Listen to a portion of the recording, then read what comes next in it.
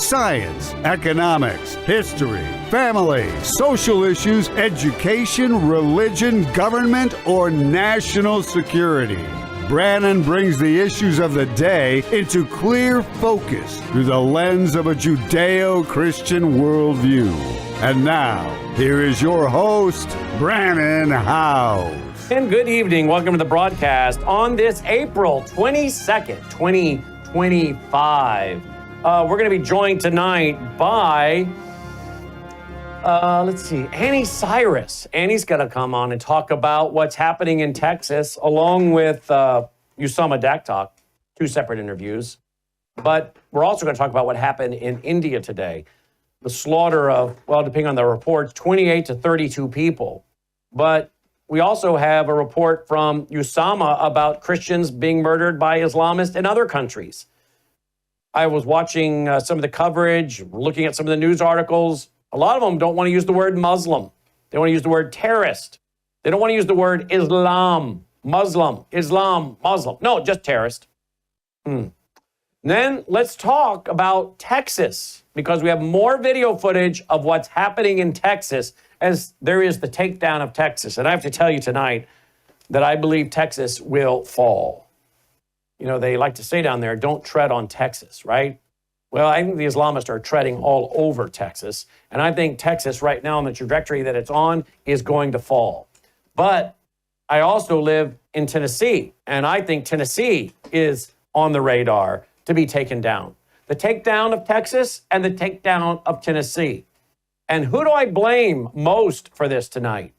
I want to talk about that, and I want to ask that about to Annie Cyrus.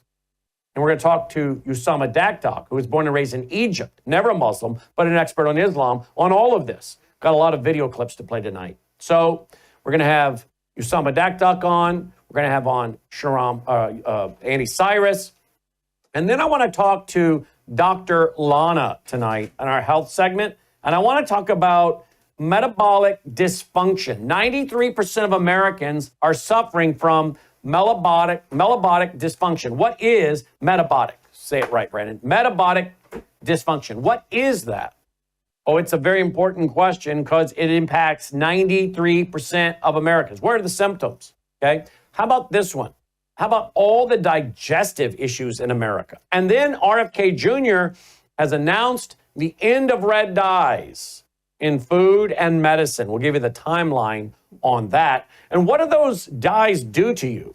What will companies, I don't know, maybe like Fruit Loops, what will they do to offset those dyes? How will they get those beautiful colors of those Fruit Loops? We'll see what Dr. Lon has to say. I think we're going to cover some things tonight, health-wise, that are very important because these are issues impacting a lot of Americans. But of course, the big story today, sadly, is the murder of many people, 28 to 32, depending on the report, by Islamic terrorists in India. And then the takedown of Texas, and then the takedown of Tennessee. Where are we going, folks? And then let's talk to Annie about Iran. What's America going to do about Iran? What's Israel going to do? So, a lot to get to. Now, before we get to all that, remember, we're brought to you by you. Vital we have your support. WorldviewTube.com/sponsors. Please go there. Worldview. Oh, by the way, my granddaughter got into town last night. I got to rock her to sleep, give her a bottle, and have her sit on my lap this morning while I drank my morning coffee. And we visited, and we watched some music. She loves music. So I asked my daughter to bring my granddaughter into the studio tonight. So if you stay with us to the end, I'm going to bring on my 9-month-old granddaughter. Came and you get to see her again tonight. It's been a few months. I think she was here last at Christmas, right, Logan? Yeah. So she's grown a lot since Christmas. So we'll bring her on set tonight. All right, now we're brought to you by you. WorldviewTube.com/sponsors. WorldviewTube.com/sponsors. You know, I take it each and every day. Bella Grace, 3 powerful ingredients. Look at the hair growth, folks. Look at that, the hair growth. Can you go to this shot right here, Logan? You just had to unplug that shot. All right, well, if he goes to that shot, you can see the hair growth in the back. It's crazy. And all I can attribute it to is Bella Grace. I think the Numi actually works really, really well with the Bella Grace. Not the Numi, but that does too. The Gatatana, I think, works really well with the Bella Grace. I think those two really work well together. I think the Numi does too. But I was saying to my wife the other day, because she commenting on the hair growth again, I said, I think it's Bella Grace combined with the Gatatana because I'm getting good nutrition and I'm healthier. And because I'm healthier, and both of those products do different things, but are complementary, the healthier you are, then I think you start having things like amazing hair growth. And I haven't had hair this thick in years, okay? But it's not just the hair. That's just one of many great benefits.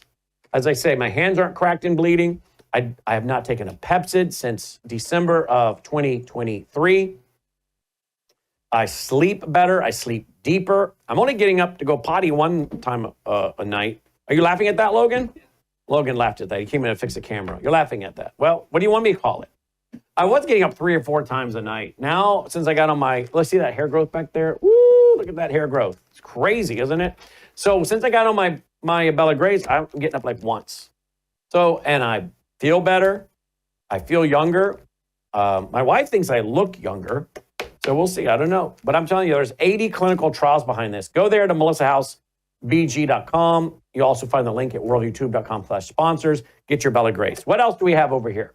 Oh, we have the Gatatana, which we love. We'll talk about that later, of course. We love that. I take it. I put a half a scoop on Dolly's food every morning. You saw that little kitty cat, Binks, that had the tumor, got on the Gatatana. Bye-bye, tumor. Well, of course, you remember the guy that developed it, Tom Hunter. They told him, go home, make your plans, you're toast. Lived another 10 years. He was eating the phytoplankton, which is how Gatatana was born. Then, of course, the Numi. I've already swished with that today. So I usually swish with it every day, but sometimes I swish with it 2 or 3 times a day, okay? So this is loaded with glutathione to detox your cells. Some studies show it may remove mercury from your brain, helping prevent Alzheimer's and dementia. Again, there is science behind this. Of course, you know all about the Wellness Company and their supplements and their emergency health care kits. Again, we go to war with China, or China surrounds Taiwan, and we have conflict with China. Are we going to get pharmaceuticals? Are we going to get the antibiotics we need?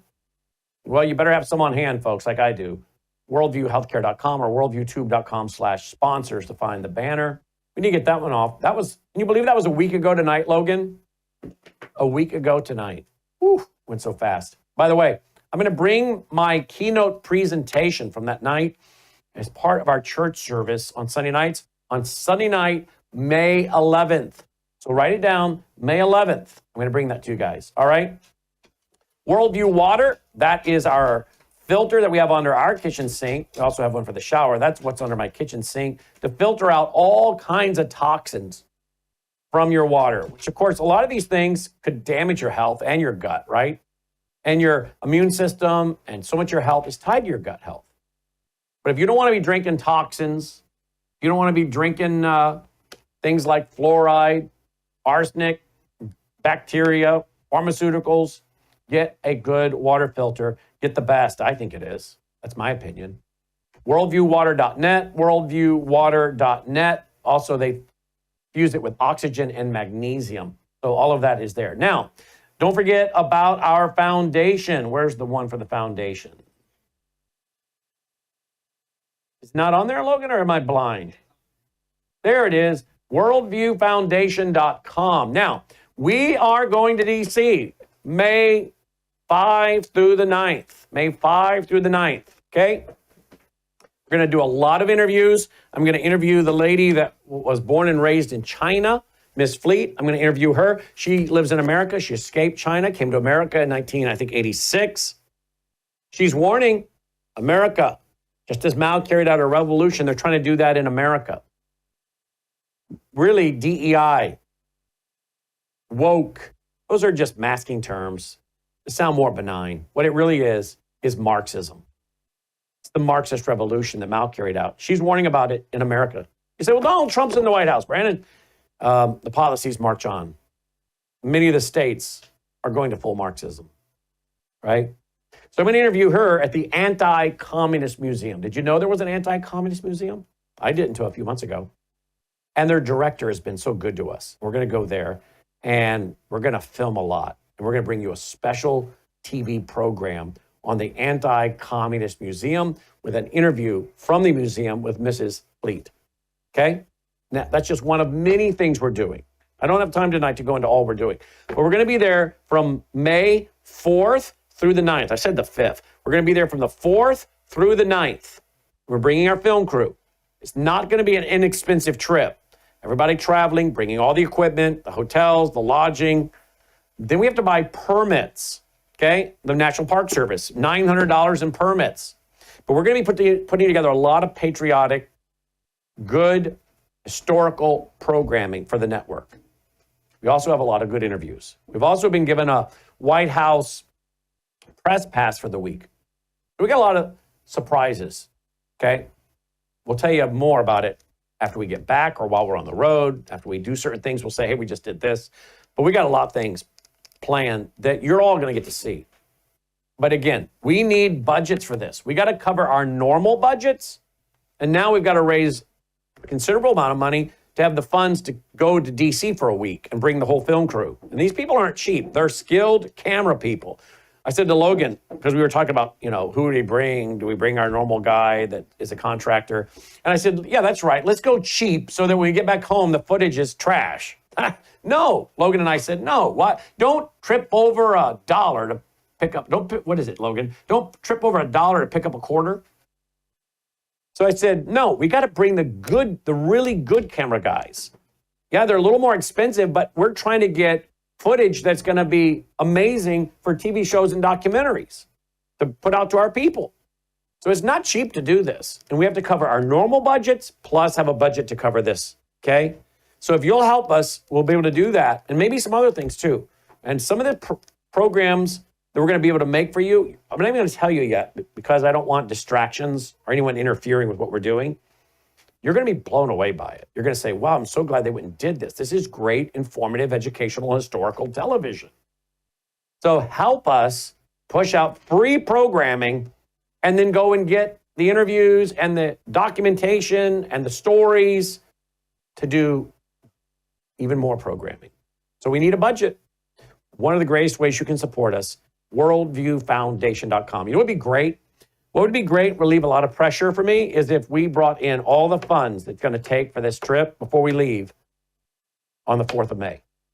So if you can help us do that, please, worldviewfoundation.com, worldviewfoundation.com. You'll also find our mailing address there if you prefer to support us through the mail. Joining me now is Usama Dakdok, born and raised in Egypt, expert on Islam. We covered it on radio today for an hour with Shahram Hadian. So we won't belabor the point. You can go back and watch it at worldviewtube.com or listen at worldviewradio.com. But it is a trend we see globally. People being murdered by Islamists. Kashmir, India is the one that we talked about today. But when I called Usama Dakdok about coming on the broadcast tonight, he said, but did you hear about the other 40 people killed? I said, where? He told me. I said, we need to talk about it. He joins us now. Usama, welcome to the broadcast. Thanks for being with us. Thanks, Brennan. It's good to be with you and all your wonderful audience. Here we go. We've got the pictures, sadly, of the police. I guess we've got somewhere around 28 to 30 people killed in Kashmir, India, walking up to people, asking for their IDs, and asking, I guess, even the men to undress to see if they were circumcised or not, trying to guess their identity or if they were Islamic. And if they weren't, killing them. And there's video footage that's come out. Of course, one of the, all of it's horrific, heartbreaking. One of the ones most heartbreaking is the image of a young lady sitting next to her, I guess it's her husband. I guess they were newlyweds. And he was murdered. He wasn't, I guess, an Islamist, and they murdered him. She's in another video walking around talking, and we see his body laying in the distance. 28 to 32 dead today. How much of this is going to get covered by the mainstream corporate media? I don't think they want to talk about it at all. I mean, literally, I do not know where is you can see even those who claim to be conservative to talk about Christian persecution around the world, especially from Muslims, and the killing and the beheading and the burning and the destruction of all their possessions, especially churches. I mean, there is one case after another, Brian. If you want to do a show, a good couple, 3 hours, will not even be enough time to cover the amount of killing in the name of Allah by the hand of the Muslim believers to the Christians and non-Muslim in general anyway. I mean, we see few cases against Indian or those who worship whatever gods they worship, but Christians specifically, it's all over the world. Well, you mentioned another place, 40 were killed. Where's that? I'm trying to get the name in my head, but in Uganda. Here we go. Uganda. Yeah. And this is not just one time. It's like 3-4 cases, one after one, where they killing Christians in Africa and in different places in Asia. It's like, but the point is, why not Mr. Trump or somebody in our government now? We have no excuse now, right now, not to stop that. I mean, of all what Mr. Trump did, just found those who are in position to speak on these cases to say enough is enough. No more killing to Christians. I mean, this is so openly in your face. It's like they used to do that when we have a weak, wimpy president like Obama or Biden. But now under Trump, they're doing the same thing. I do not know what is the. Are they trying to challenge us? Are they? Because a caller called in today because we were talking about this, and then we were talking about Yasser Qadi. There's a new video of him out bragging that they're not only building this 402-acre epic compound that I guess is really can only be Muslim to buy in there. I'm reading in news reports, but he's saying we're going to do Epic 2.0. Think about 1,000 houses. Think about it being the biggest project of North America. Think about us building a whole Islamic city is what he's describing, is what he talks about. And a caller called in today and said, where are we going? Are we going to see Americans having an October 7th event carried out against them? Are we going where I'm afraid we're going, which is toward some kind of civil war? I said to the caller, how ironic that you're asking that. Because at worldviewreport.com today, our aggregated news site, I have this article that I put up there by Hugh Fitzgerald. Here's the headline. Will there be a civil war in Europe? That's the headline. And it's about the Muslim migration in Europe and what they're doing to Europe. And that's the headline. Will there be a civil war in Europe? Let me start with Europe before I come to go to America. Do you think enough Europeans will stand up to this, or will they just bow down and hunker down because of all the laws over there now? They really stop people from saying the things that you and I are saying tonight. How can anyone lead a protection of the people of Europe if they can't speak truth? Usama? Well, here's the problem in Europe, Brennan. The people of Europe do not have any way to defend themselves. If you go to England, we just talked about that in a show just a few days ago, the policemen, many of the policemen in England do not even have guns. They got a whistle and a piece of wood, a stick. I do not know what they're going to do with the whistle. Tell the Muslims, please don't blow yourself and kill me. I mean, what is that? Because the Muslims are willing to literally explode their body to pieces in this suicide mission to kill the infidels. And now we got the policemen in England have a whistle. So obviously the people of Europe do not have the power to defend themselves. And I believe that was the agenda for the Democrats in America. They want to take our guns away. So in the future, when the right time comes, we could not defend ourselves. But Brandon, Yasser Qadi is not speaking from empty thin air. You're talking about millions of Muslims live in America. Majority of them renting places or living here and there. Why not they create their own cities in America? We're talking about millions. Not 10,000, not 100,000. It will be big cities all over America. Where no-go zone, which you and I and Shram and others have been talking about here in America for the last 20 years, will be the reality. I remember first time we talked about no-go zone in different places in Europe, that the Muslim mock us and the liberal Democrat mock us. There is no such a thing, no-go zone. Well, guess what? It's coming to a city near you, except it's going to be in your face and there is nothing you can do about it. So, in reality, it is fact. Muslims are very peaceful when they do not have the upper hand. The same Muslims who are very peaceful, who are willing to hold the kumbaya, sing the kumbaya song, hold in hand with everybody, they will be the same one who will practice Quran chapter 47 and verse 35. And Quran 47:35 is very clear. All you have believed, do not be weak and call for peace when you have the upper hand. In Islam, peace means weakness. Peace means I cannot do anything about them, just, struggling here to survive in America. But when they have the thousands, they're going to build the cities. When they have the hundreds of thousands, they will perform jihad in America. They'll be launching out of these mosques and these Islamic community in America to do whatever they wish to the American people. If it's a church, a gay club, a synagogue, whatever it is, they will burn it to the ground. I grew up in Egypt seeing that, Brandon. And that is a difference. I don't think the American people realize what they're doing. It was one Friday in Egypt, in my own city, El Minya, and I think you can go online and see it. That is the same time where they burned my church, the church I grew up, my daddy built. I was there until I finished my high school and I went to college. They went out of the mosques, not one mosque, mosques, all the mosques in a city, in the big city, or actually the a county, El Minya, that's where I grew up. And they literally, in one afternoon, after the Friday prayer, they burned all Christian businesses, including all pharmacies, including all jewelry stores businesses, and they break the glass, stole the gold. They burned lots of churches. I believe they burned 17 churches in El Minya, the total of 81, including my own father's church. You're talking about 100 churches burned in one day. This could happen in Texas. This could happen in any city in America. I've seen it happen in Egypt, where they didn't even have guns like Muslims in America have all the weaponry they have because of our laws.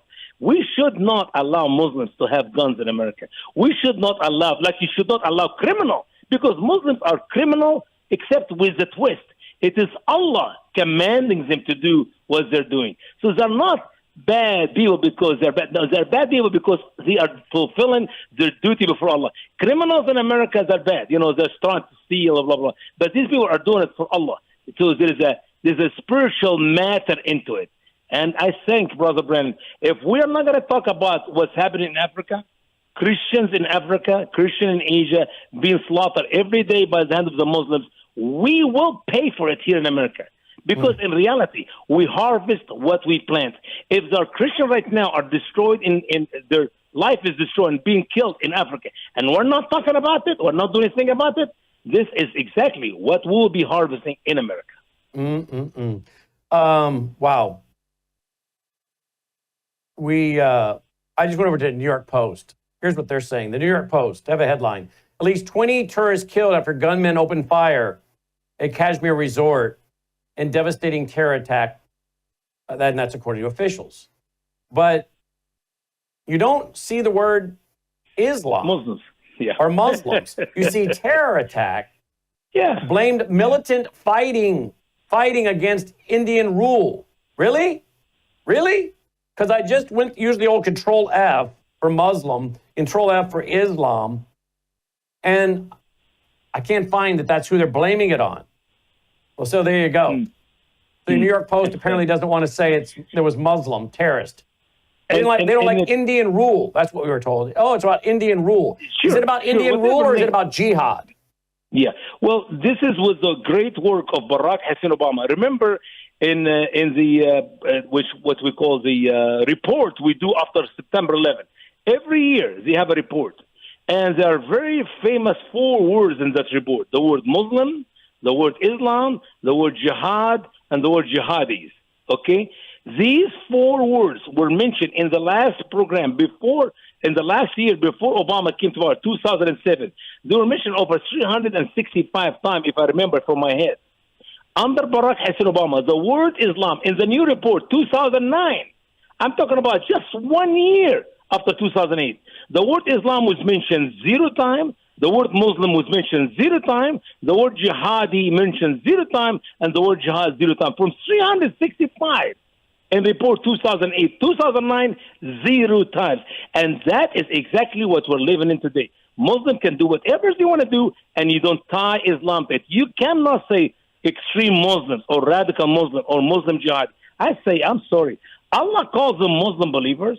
Muhammad calls them Muslim believers. They call themselves today Muslim believers. How dare are you to call them any other name? Call them for what they are.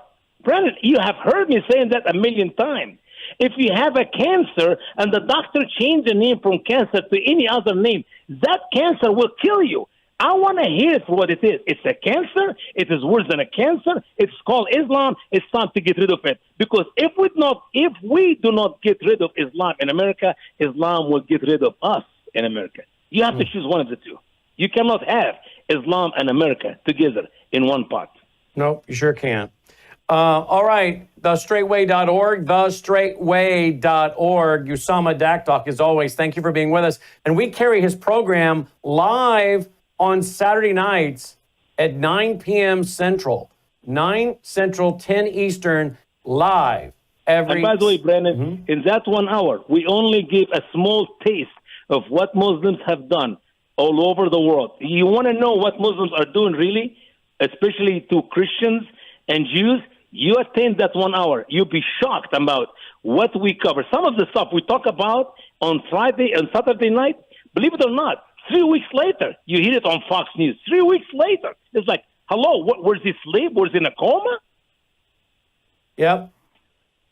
We hear that all the time. My wife handles donor relations, and one of the common themes from our donors is we always hear about it first on Worldview Tube. A lot of times we never hear it on Fox, but if we do, they're way behind Worldview Tube. So not shocked, not bragging. Like Rush Limbaugh said, it's not bragging if it's true, and it is true. That's what we try to bring you by design. Cutting edge news and information you can use, and we often try to tell you these things before they happen so we can prevent it. I do want to ask you one question, though, about Texas real quick, because, boy, they're being taken down. And here over at the Rare Foundation, Plano mayor gives radical mosque special access to school board to enforce Islamic values. Okay? That's what they're reporting tonight. A newly surfaced video reveals Plano Mayor John B. Munns offering the controversial East Plano Islamic Center, that's Yasser Qadi, that's James White's buddy, special access to public school officials, exposing once again how this mosque has transformed a religious institution into a powerful political force, shaping education, demographics, and public policy in Texas. I think we actually have a video here. Children stood before maps labeled Palestine, with state of Israel completely erased, mirroring the propaganda methods used in Palestinian Authority and Hamas-run schools. This wasn't cultural expression. It was radical indoctrination dressed up as education. Comment on this before we play the video. Well, believe it or not, Brother Brennan, it is the reality of Islam. If you don't know what deception is, just go through some of the verses of the Quran chapter 8, chapter 9, 47, all the Medini chapters. So they will always have a name which makes the ears tickle. I mean, literally, some of the programs you hear Muslims talk about, it's like, wow, that's going to be benefit the whole society. That will be benefit all America. Wow, we should have more of that. When in reality, it is programs built for the purpose of the destruction of the West. They are not here because they love our country. They're not here because they love our democracy or our freedom.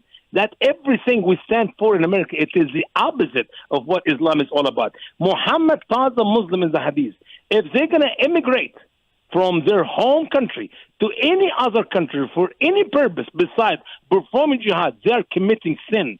If the American people can just put their head around that. So whatever programs they're going to be talking about, if it's educational, if it's for fun, or it's for sport, whatever it is, I mean, for heaven's sake, they have some beauty contests for hijab in America. I never heard of beauty contests for hijab. They always name it the name which make you feel good about it, when in reality it is your end. Yeah, I think this is the mayor of Plano at the Epic with Yasser Qadi, James White and Phil Johnson.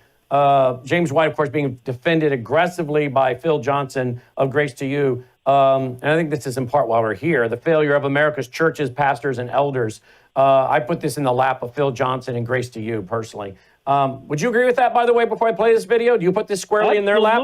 Absolutely. Brennan, you are one of the few voices I have in this country who are speaking the truth with boldness, without fear. And I'm so proud to be part of your ministry, because I'm sorry, other places when we go, for a long time, I've not been on any other shows except, you and VCY. People are not interested to hear any truth. That's why they won't even call us anymore. It's like we're a troublemaker for them. They want to hold the stick in the middle and everybody be happy. I'm sorry, we're not here to make people happy. We're here to warn people for the destruction which is coming towards them. Here's the mayor of Plano at the Epic. Here we go. Oh, no, we'll probably have to sit through a commercial for a second. Let's get past that. I should have queued it up in advance. There's always got to be an ad. I guess we're free market people, so I'm not going to complain about that. They got to pay for their streaming service somehow. Okay, here we go. Let her rip in the control room, boy, so I can hear it too, will you? What is, oh yeah, I got to bring up the volume. There we go. Okay, here we go. Without further ado, brief introduction to Mayor Munz. Mayor Munz, John Munz, is the mayor of Plano, Texas, and he assumed office in May 10th of 2021. His current term ends in 2025. His career includes working as a general partner for Munz Enterprises and as the vice president of Wyatt Cafeterias. He has served on the Plano Independent School District Board, and he has always made himself available to the Epic community. This is not the first time he's coming here. He has been here a number of times. We've invited him to our iftar events as well, and he is here today to update us about certain changes that are taking place in Plano and also to field your question. We now move on to Commissioner Duncan Webb. He has been the Commissioner of Collin County and a resident of Plano, Texas for the last 45 years, 1983. He has served as the Transportation Council since 2011 and has represented Collin County as a commissioner throughout the same period. He is a practicing attorney in Dallas and in Plano. He has been here since 1980, and he is the sole shareholder of the law firm of Webb & Webb PC. In 2020, Mr. Webb was honored by the Plano Chamber of Commerce and Leadership for his contributions and leadership to the city of Plano and given a Distinguished Leadership Award. And today, Mr. Webb is here to provide us with updates about Collin County and also to field a few questions. So, Mr. Webb, thank you for coming to our community.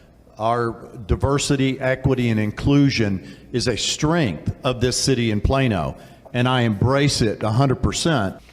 Okay, this is a really sensitive question. Let me phrase it as gently as I can. One of the main cultural wars taking place across this country between school districts and certain families is the curriculum that is taught regarding family, morality, sexuality. And as a faith-based community, we clearly have our views in that regard. So actually, a lot of people have moved here to Plano from other states because we felt safer in this state and in this city. So there's just a concern, there's one assurances that there's no plans to change status quo, that the integrity of the family will be paramount, and will be allowed to pass our values to our children, as we see fit. Well, I can assure you that I appreciate that concern, and it's always a concern to me as well. But the fact that and again, things change, so I can't assure anyone, because the city of Plano and the county of Collin County, we don't run the schools any longer, but we did for quite a while back in the 90s and early 2000s. Our objective at Plano is to make sure that you have the highest quality education available to you, and that academics are very important. At the same time, we have no interest in politicizing our educational system. What I'd like to do, and we'll put this on the calendar, is to come back with 2 or 3 of the Plano school board members and let you talk to them and have a dialogue with them in regards to, we're hearing these things that are happening somewhere around here or somewhere out of state or somewhere else, and those are always concerning. Those things occurred when we were there, and it was always, unless you know what's going on in your district, you're always going to be fearful of what's the possibilities of things changing. that would not be preferable to you. But it's very important to know that we have a great relationship with the school district. We work with them on a daily basis. They are focused on diversity, equity, and inclusion, and respecting the family and making sure that that doesn't change. And at the same time, making sure academics are the main focus when you come to PISD. But I would like to bring some of the school board members here so we can have that dialogue together. All right, wait, let me see what Yasser's going to say. I'll take you up on that. We'll schedule something in for next month or so, and we'll have a specific dialogue, because that is definitely and then they can speak directly to some of the specific issues that you may be concerned about, because I'm well aware of some of the issues that have gone on in Okay, so this is really interesting, because this mayor of Plano is saying we're into diversity, equity, inclusion. He said it twice, all right? But we're also into the family. Okay, that's an oxymoron. You cannot be in favor of diversity, equity, and inclusion and be for the family, okay? That is the whole purpose of diversity, equity, inclusion, which the right word is cultural Marxism, okay? Which the right word is really Satanism. That was my talk in Milwaukee a week ago tonight. The six signs of Satanism, globalism, and spiritual deception. Karl Marx said, "My object in life is to dethrone God." He said, and he wrote poems about waging war against God. Richard Wurmbrand, the pastor that spent 14 years in a Romanian communist prison, got out, started Voice of the Martyrs, testified before Congress in 1966. I read it was the most sold government document for the next 3 years. He wrote a book called Marx and Satan, okay? So whether you call it Marxism, whether you call it Islam, or any of the other cults, you see it always going back to Satan. The family was one of the objectives of Marx to destroy. We have the screenshots from Black Lives Matter before they changed their mission statement about eradicating the nuclear family. So to say that we're interested in diversity, equity, and inclusion and the family, either this guy's lying or he's too ignorant to understand what he's saying when he says diversity, equity, inclusion.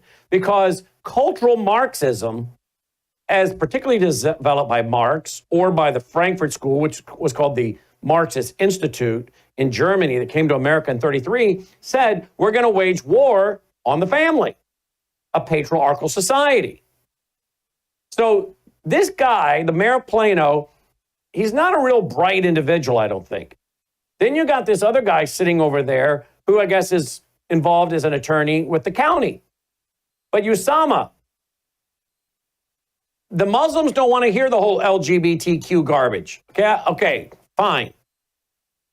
But why are we all of a sudden turning the school board over to these guys? Do you think they would sit in the churches and say, oh, we're going to bring in the school board members to address the concerns of you Christians? But they're going to do that to the Muslims who are building this huge compound, which I'm guessing is going to render a lot of sales tax and a lot of property tax, particularly if they build 1,000 homes. What do you make of what you just heard? It's good when Muslims are new in some land. We call this taqiyya. Muslims will use that word. Muslims love to sing and dance on that word because it will give them the privilege to be part of the community, part of the society. And they will use anybody. They use that useful idiot mayor. They will use the gay and the lesbian. I promise you. Should this military-grade zoom lens be illegal? Sorry about that. That's my end. Keep going. That's okay.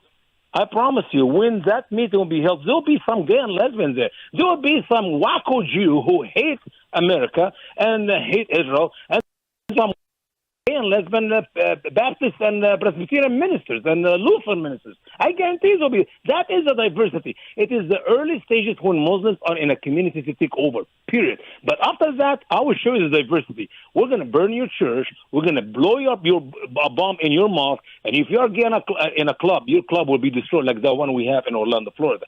So that is diversity. A lot of what I heard this Imam is telling us, well, they feel safe to be in that community. Excuse me. Safe from who? Safe from the Christians? Or safe from the Jews whom we are slaughtering all over the world, including Europe? I mean, it's just when you hear the Muslim talk like, what are you talking about? Is this guy stupid or you think we are stupid? Anyway, so there's so much of, I hate to say this, BS there. And, well, American people, wake up. Wake up before it will be too late if you wake up 5 years from now, 10 years from now, because you cannot take these cities back. You cannot take the schools back. They will control the life of yours in America because you're so naive or you just trust these wonderful. That mayor should be gone, and everybody like him should be gone. Yasser Qadi and others like him are the threats of America. Or you tell me, Brennan, why did Barack Hussein Obama kill Osama bin Laden? Osama bin Laden is no different than Yasser Qadi. It's no different than any Muslim believer in the world. They believe what is written in the Quran, and they practice what's written in the Quran. It is coming to us here very soon.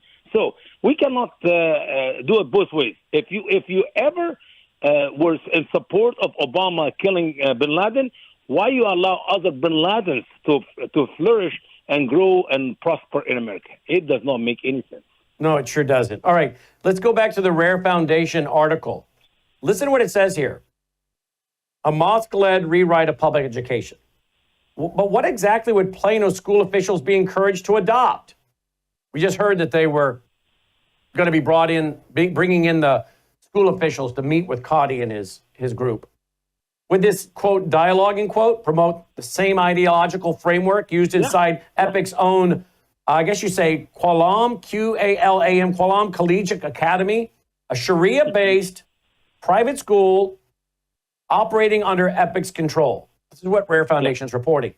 At a recent EPIC-hosted fundraiser for this school, QCA is the acronym, children were showcased in their classrooms in Sharia-adherent clothing, including required hijabs for girls of certain ages and full Palestinian nationalist attire, showcasing a radical, politically charged education model. Each grade level delivered presentations steeped in an anti-Israel messaging, including chants of "From the River to the Sea," a genocidal slogan popularized by Hamas that calls for the eradication of Israel. Children stood before maps labeled Palestine, with the state of Israel completely erased, mirroring the propaganda methods used in Palestinian Authority and Hamas-run schools. This wasn't cultural expression. It was radical indoctrination dressed up as education. All right, let's look at the video they've embedded. Here we go. All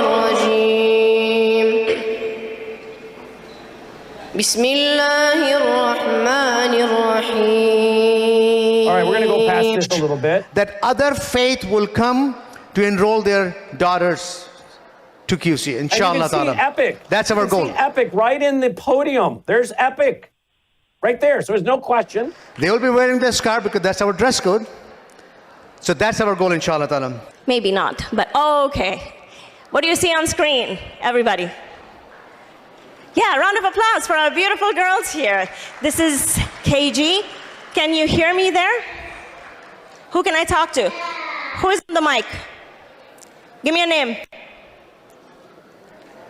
Give me a name. Is that Tamara? Palestinian flag in the back. Tamara? Yes, Tamara. How are you, Tamara? Good. Good. Can you tell me what you're doing there?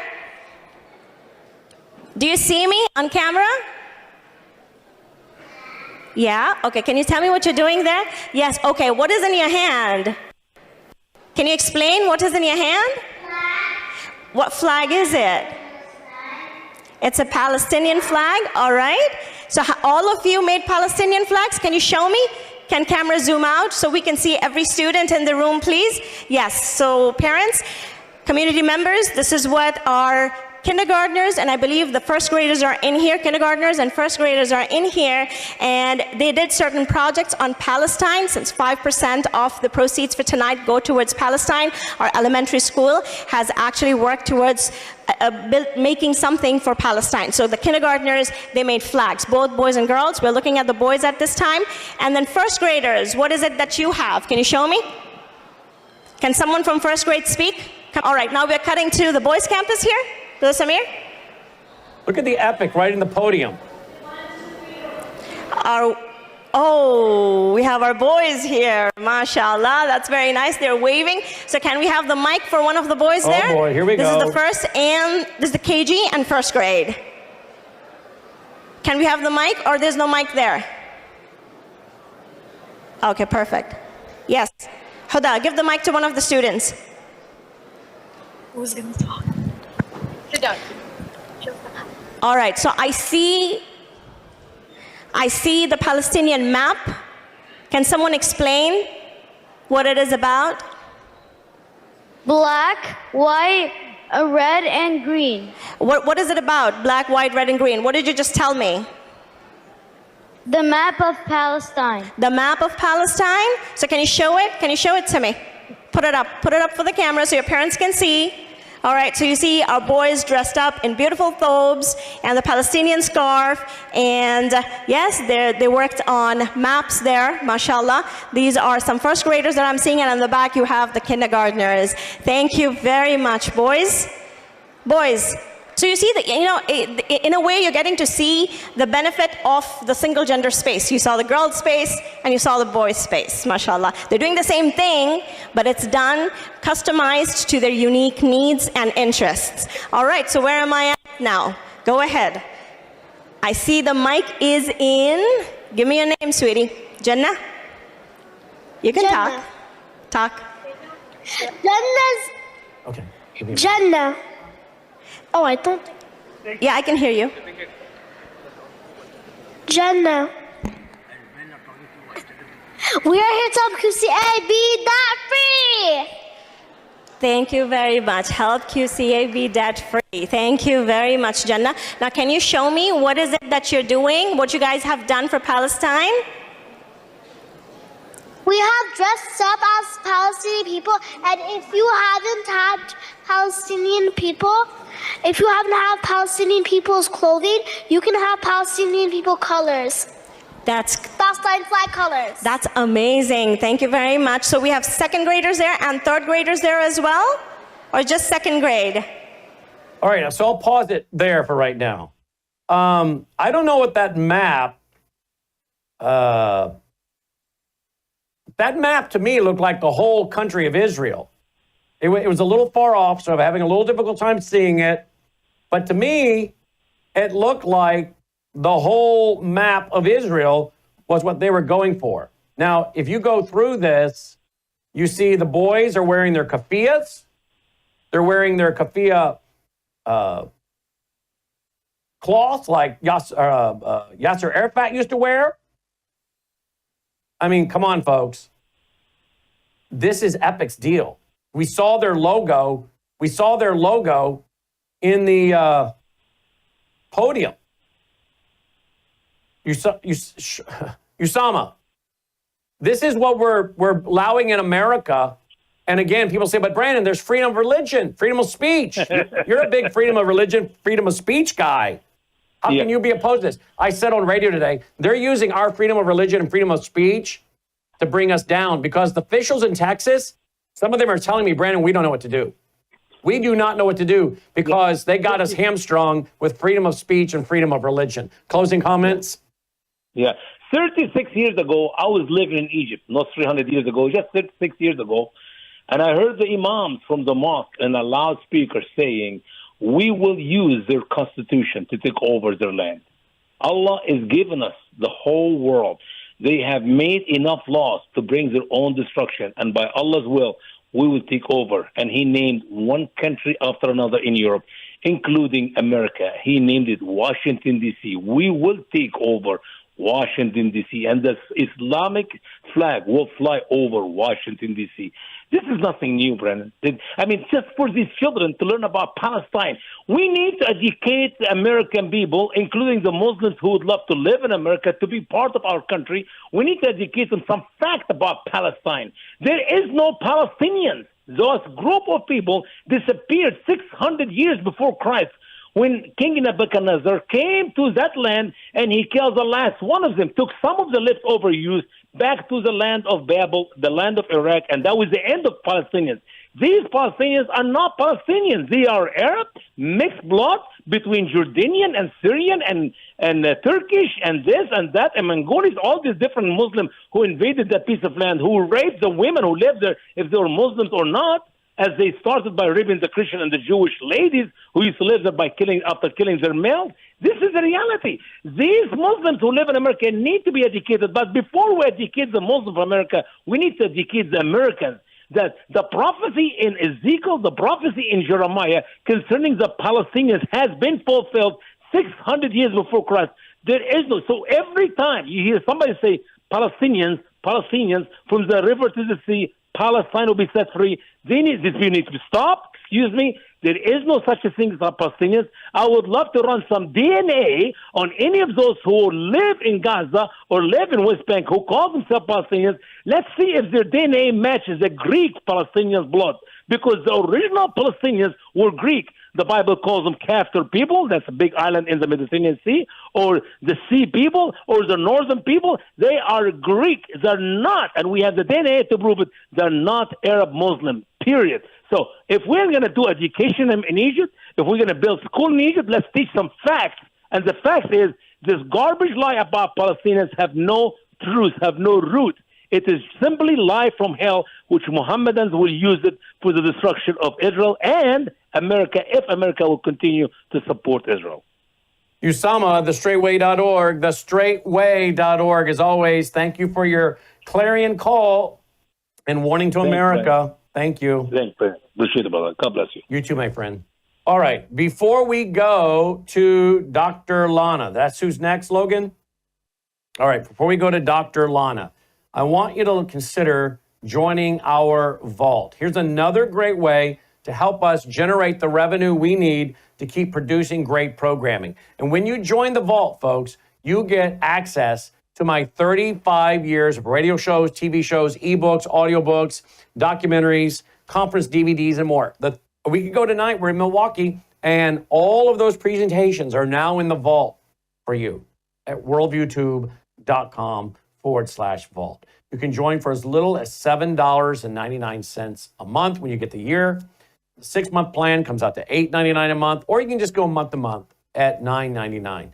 This is a great way to support us and get access to years and years of content and programming that's, well, I think, more relevant than we filmed the day we filmed it, the day we broadcast it, okay?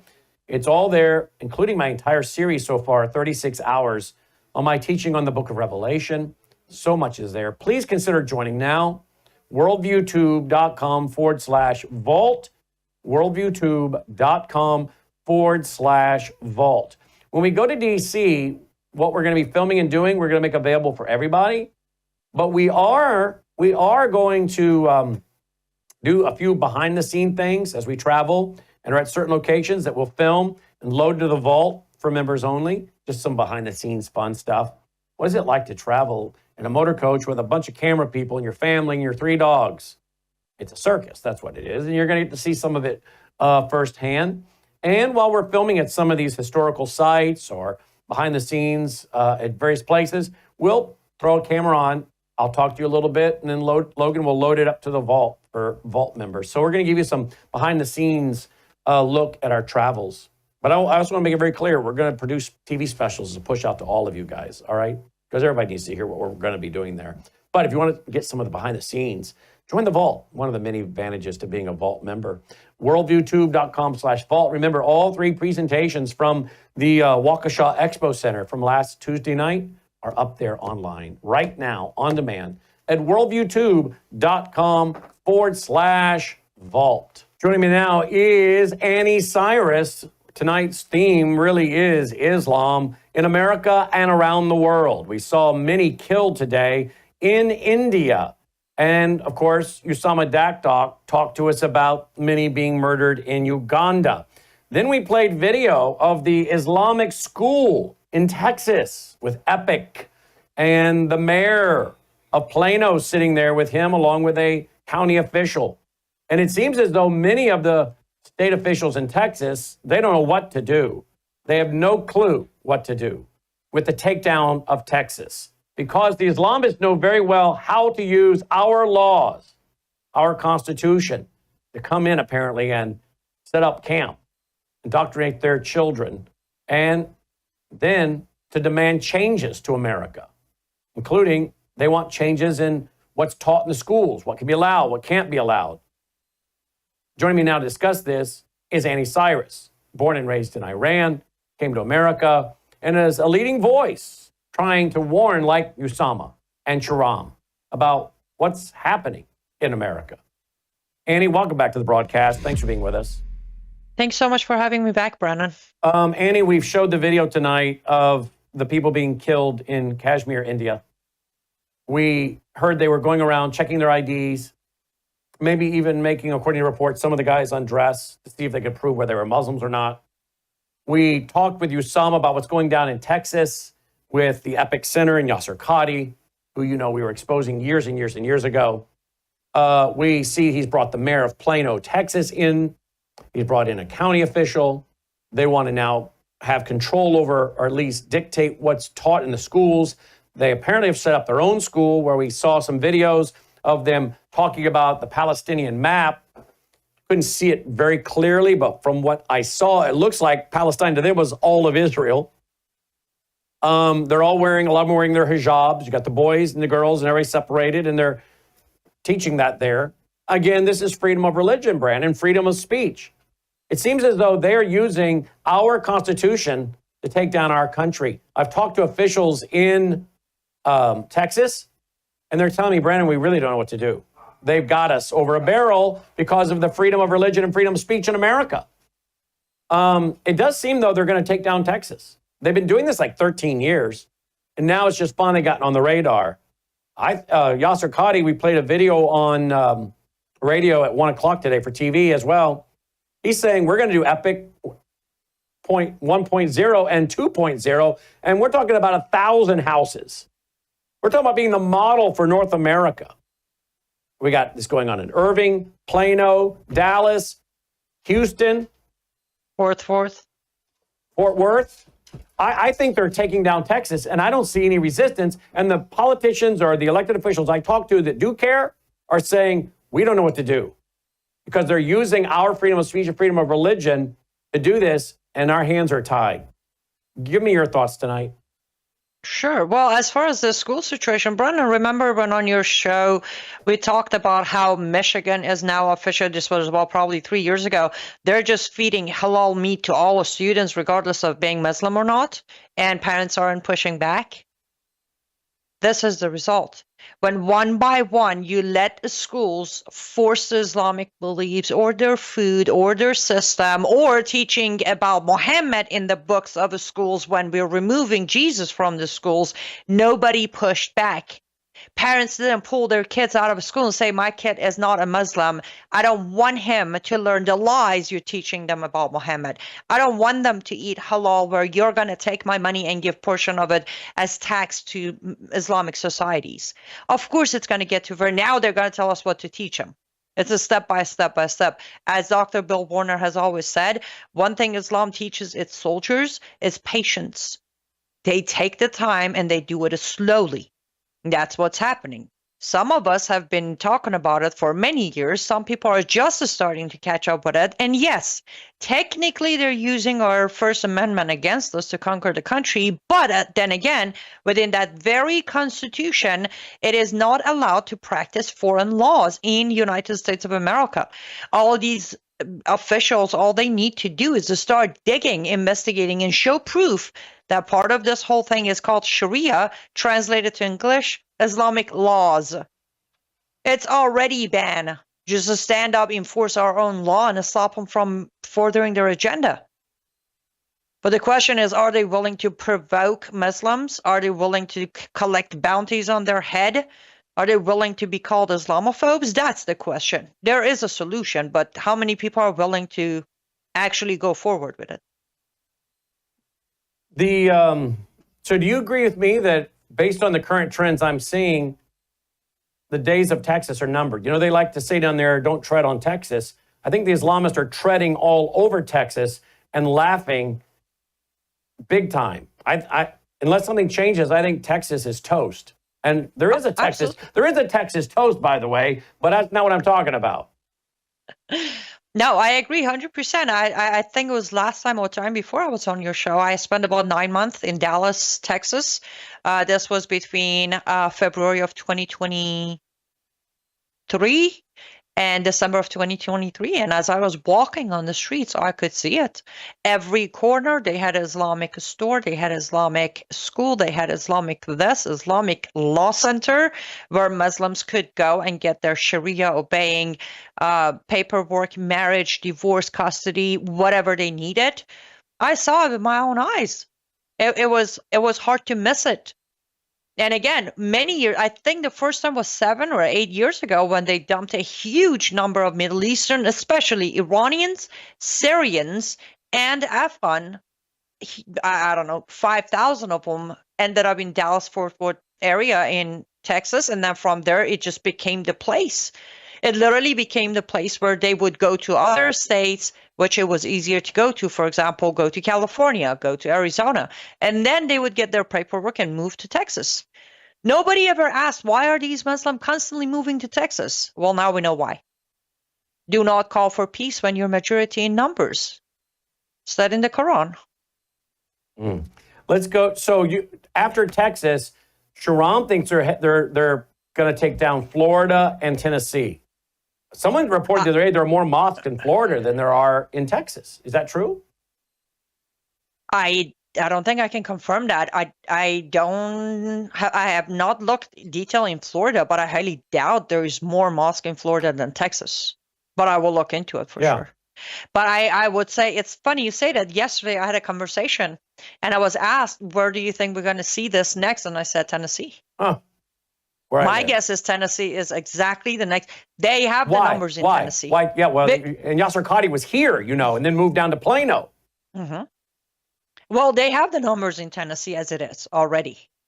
And also because of the great economy situation in Tennessee, it becomes a lot easier for newer Muslims to move to Tennessee. They can afford to live here. Exactly. It's the housing is cheaper. No state income tax. Exactly. Right? The weather is kind of prone to them versus Minnesota, Mm-hmm. And they got the Southern Baptist Convention headquarters helping them. And if I got did you hear what I just said? You heard what I just said? I did, and that's what I want to follow up with, because I believe I read this one on Knoxville, Tennessee. There is a Christian refugee resettlement office that is now officially going to focus on only Afghan and Syrian refugee resettlement in Knoxville, Tennessee. Well, you remember when, was it Russell Moore with the Southern Baptist Convention, or some of those guys with the Southern Baptist Convention were telling us how we had to let the Muslims build their gigantic mosque outside of Nashville? And that if we stopped them from building their mosques, then it was going to stop Christians from being able to build churches. Remember that? Murfreesboro. Yeah. Murfreesboro, Tennessee. Yes, and it's the fourth. Tennessee was the fourth state to join the Tri-Faith Dialogue, Interfaith Dialogue in America. I want to say Nashville, Tennessee is where it started, but they were the fourth state in America to officially start involvement, funding, and encouraging interfaith dialogue. Last time I was to Nashville, Tennessee was probably 2018 or 2019. And I remember we had a freedom of speech rally there. And there were more Muslims who showed up to oppose me than allies who would show up. Well, look at this. This is the Christian Post. Russell Moore takes on critics at Southern Baptist Convention for supporting religious freedom for Muslims to build mosques. This was back in 2016.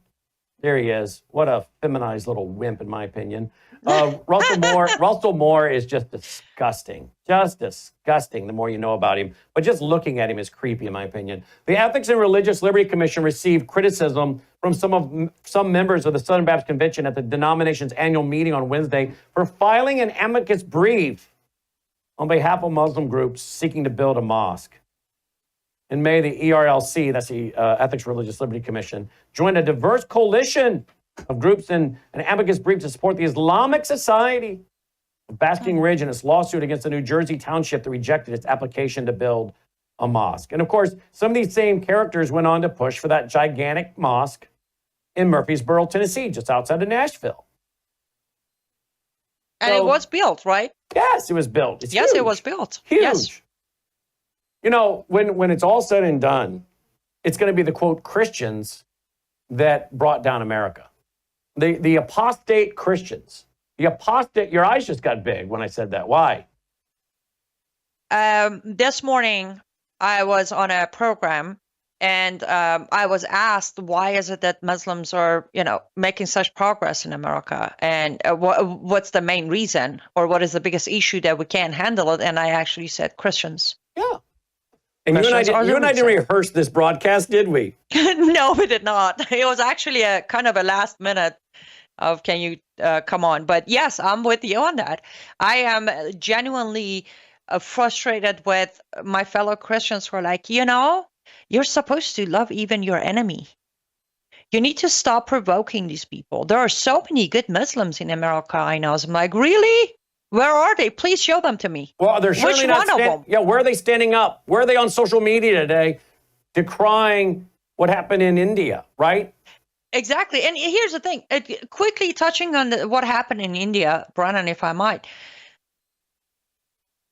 They created the country we know today as Pakistan to separate the Indian Muslims into our own land. That's how Pakistan was created. There is no such a race as Pakistanis. They're all Indians. When the Muslims in India and the Hindus started fighting each other, UK government came in and said, oh, hold on. We're just going to give you your own country, go do your own thing. Indians stay over, Hindus stay over here. Guess what? That didn't solve the problem. Right there makes the point that there is no such a thing. Give them their land, give them their country. This is about global caliphate. It doesn't matter how much you give them. This is, again, tying it all back together. There is no two-state solution for Israel and Palestine either, because it has nothing to do with their land, their home, their street, their mosque. This is about global caliphate. Give them every inch, and they will ask for the next one, and the next one, and the next one, just like what happened today in India. And again, Muslims are not majority in India, Brannon. They're not. And this is happening. And they're doing this in America because they let them for the last 13 years, I guess, develop Epic for 13 years, and now it's gotten on the radar, even though we've been talking about it and Yasser Qadhi for years. And then when he moved there, we started talking about what he was doing down there.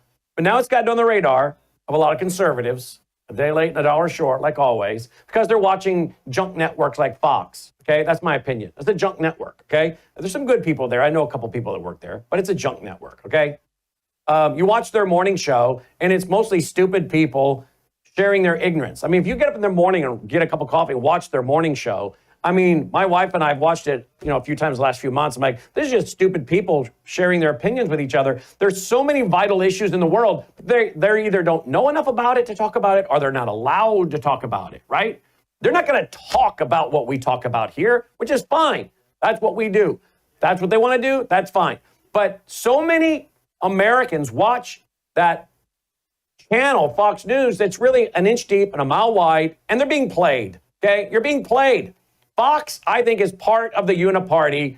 They're part of the propaganda, and they're never going to do what we do here. And they're not going to describe to you what Annie just said.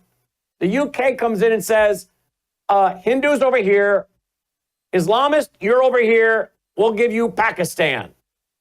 And you guys stay in India, and everybody has their land. No, it's not good enough. And what an amazing analysis I mean, you just don't hear this talked about.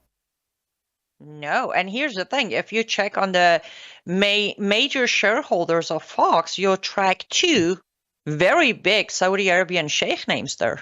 And how about who's funding Tucker Carlson? That one is a good question because lately I'm a little confused between Islamists and Russians. It feels like they're both funding Tucker. Wow. Maybe they split the bill.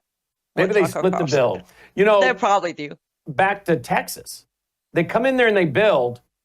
It's not enough that they build and get allowed to build and sell apparently to Muslims only is what I'm reading. You know, Rare Foundation said they're selling to Muslims only. Where's the discrimination in housing, right? But now they say, apparently they're saying we want to control the schools. And we played a video tonight of the mayor of Plano and a county commissioner in the county there. Oh, yeah, we're going to bring in the school board members to dialogue with you. You know, they don't want certain things taught.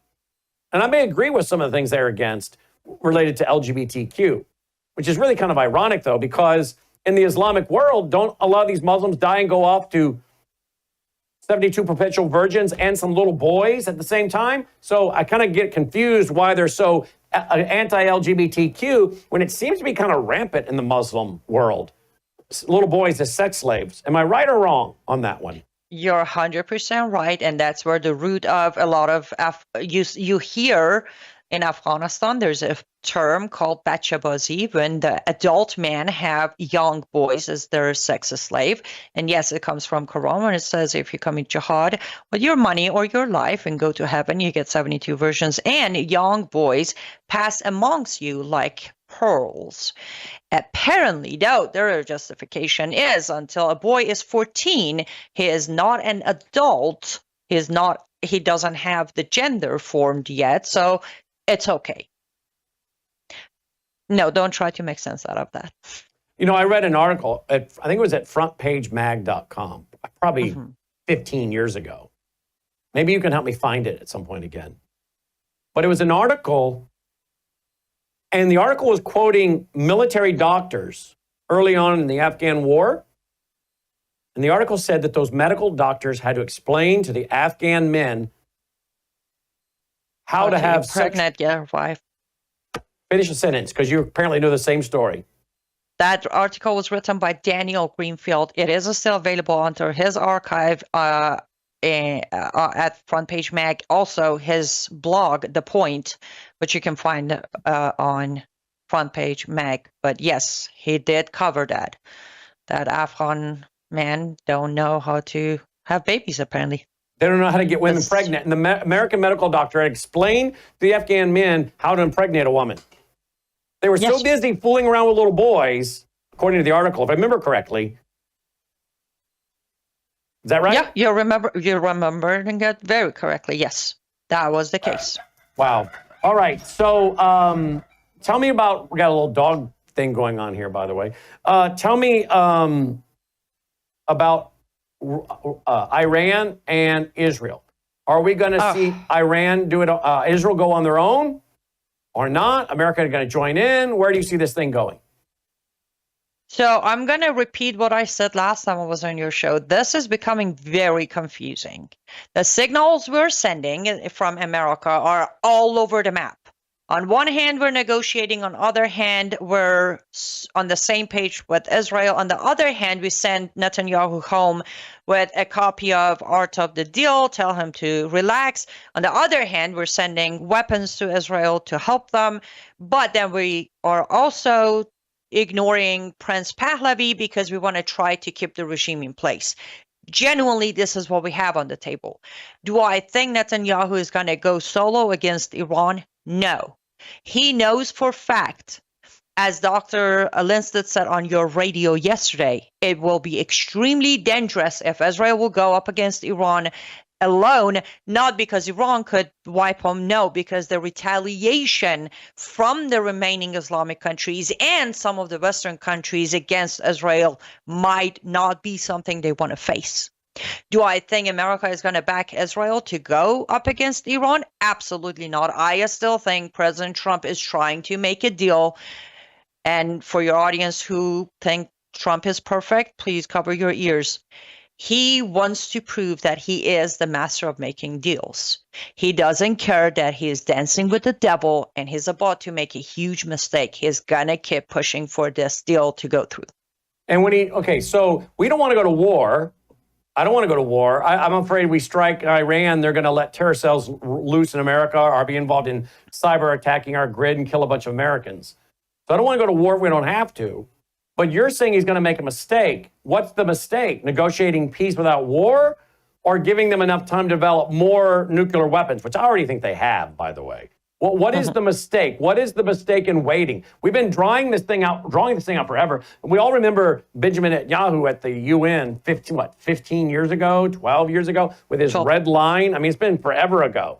Well, there's a red line. I mean, they've been saying this forever. So it's like the Pandora's box has already been opened, right? I mean, how many bombs do they need to be a problem? I think they've already got quite a few. I mean, at this point, do we deal with it or not? Because at some point you've waited too long. Have we not waited so long where we have no point but to negotiate? Because how do we know that some of those nuclear weapons haven't been brought into the country?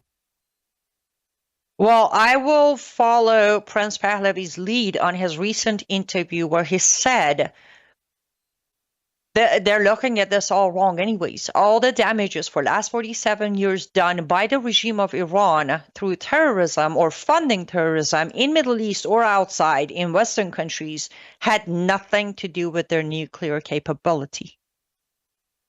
It's time to stop them from doing any more damages, including the nuke. But as of right now, for 47 years, they have bloods of tens of thousands of innocent people on their hands without the nuclear. So stop acknowledging them, stop empowering them, back off, put the sanctions back, let the people of Iran topple the regime, and let our prince take power. That is the mistake he's making. For once in last 47 years, there is a window of opportunity for all of this to happen without an actual war, and he's trying to poke it. Why? Just let it be. We talked about it, Brandon. Just do a photo op with the prince and let the rest play itself out. Yeah, bring him into the Oval Office and have the meeting in front of the fireplace and let the rest play out.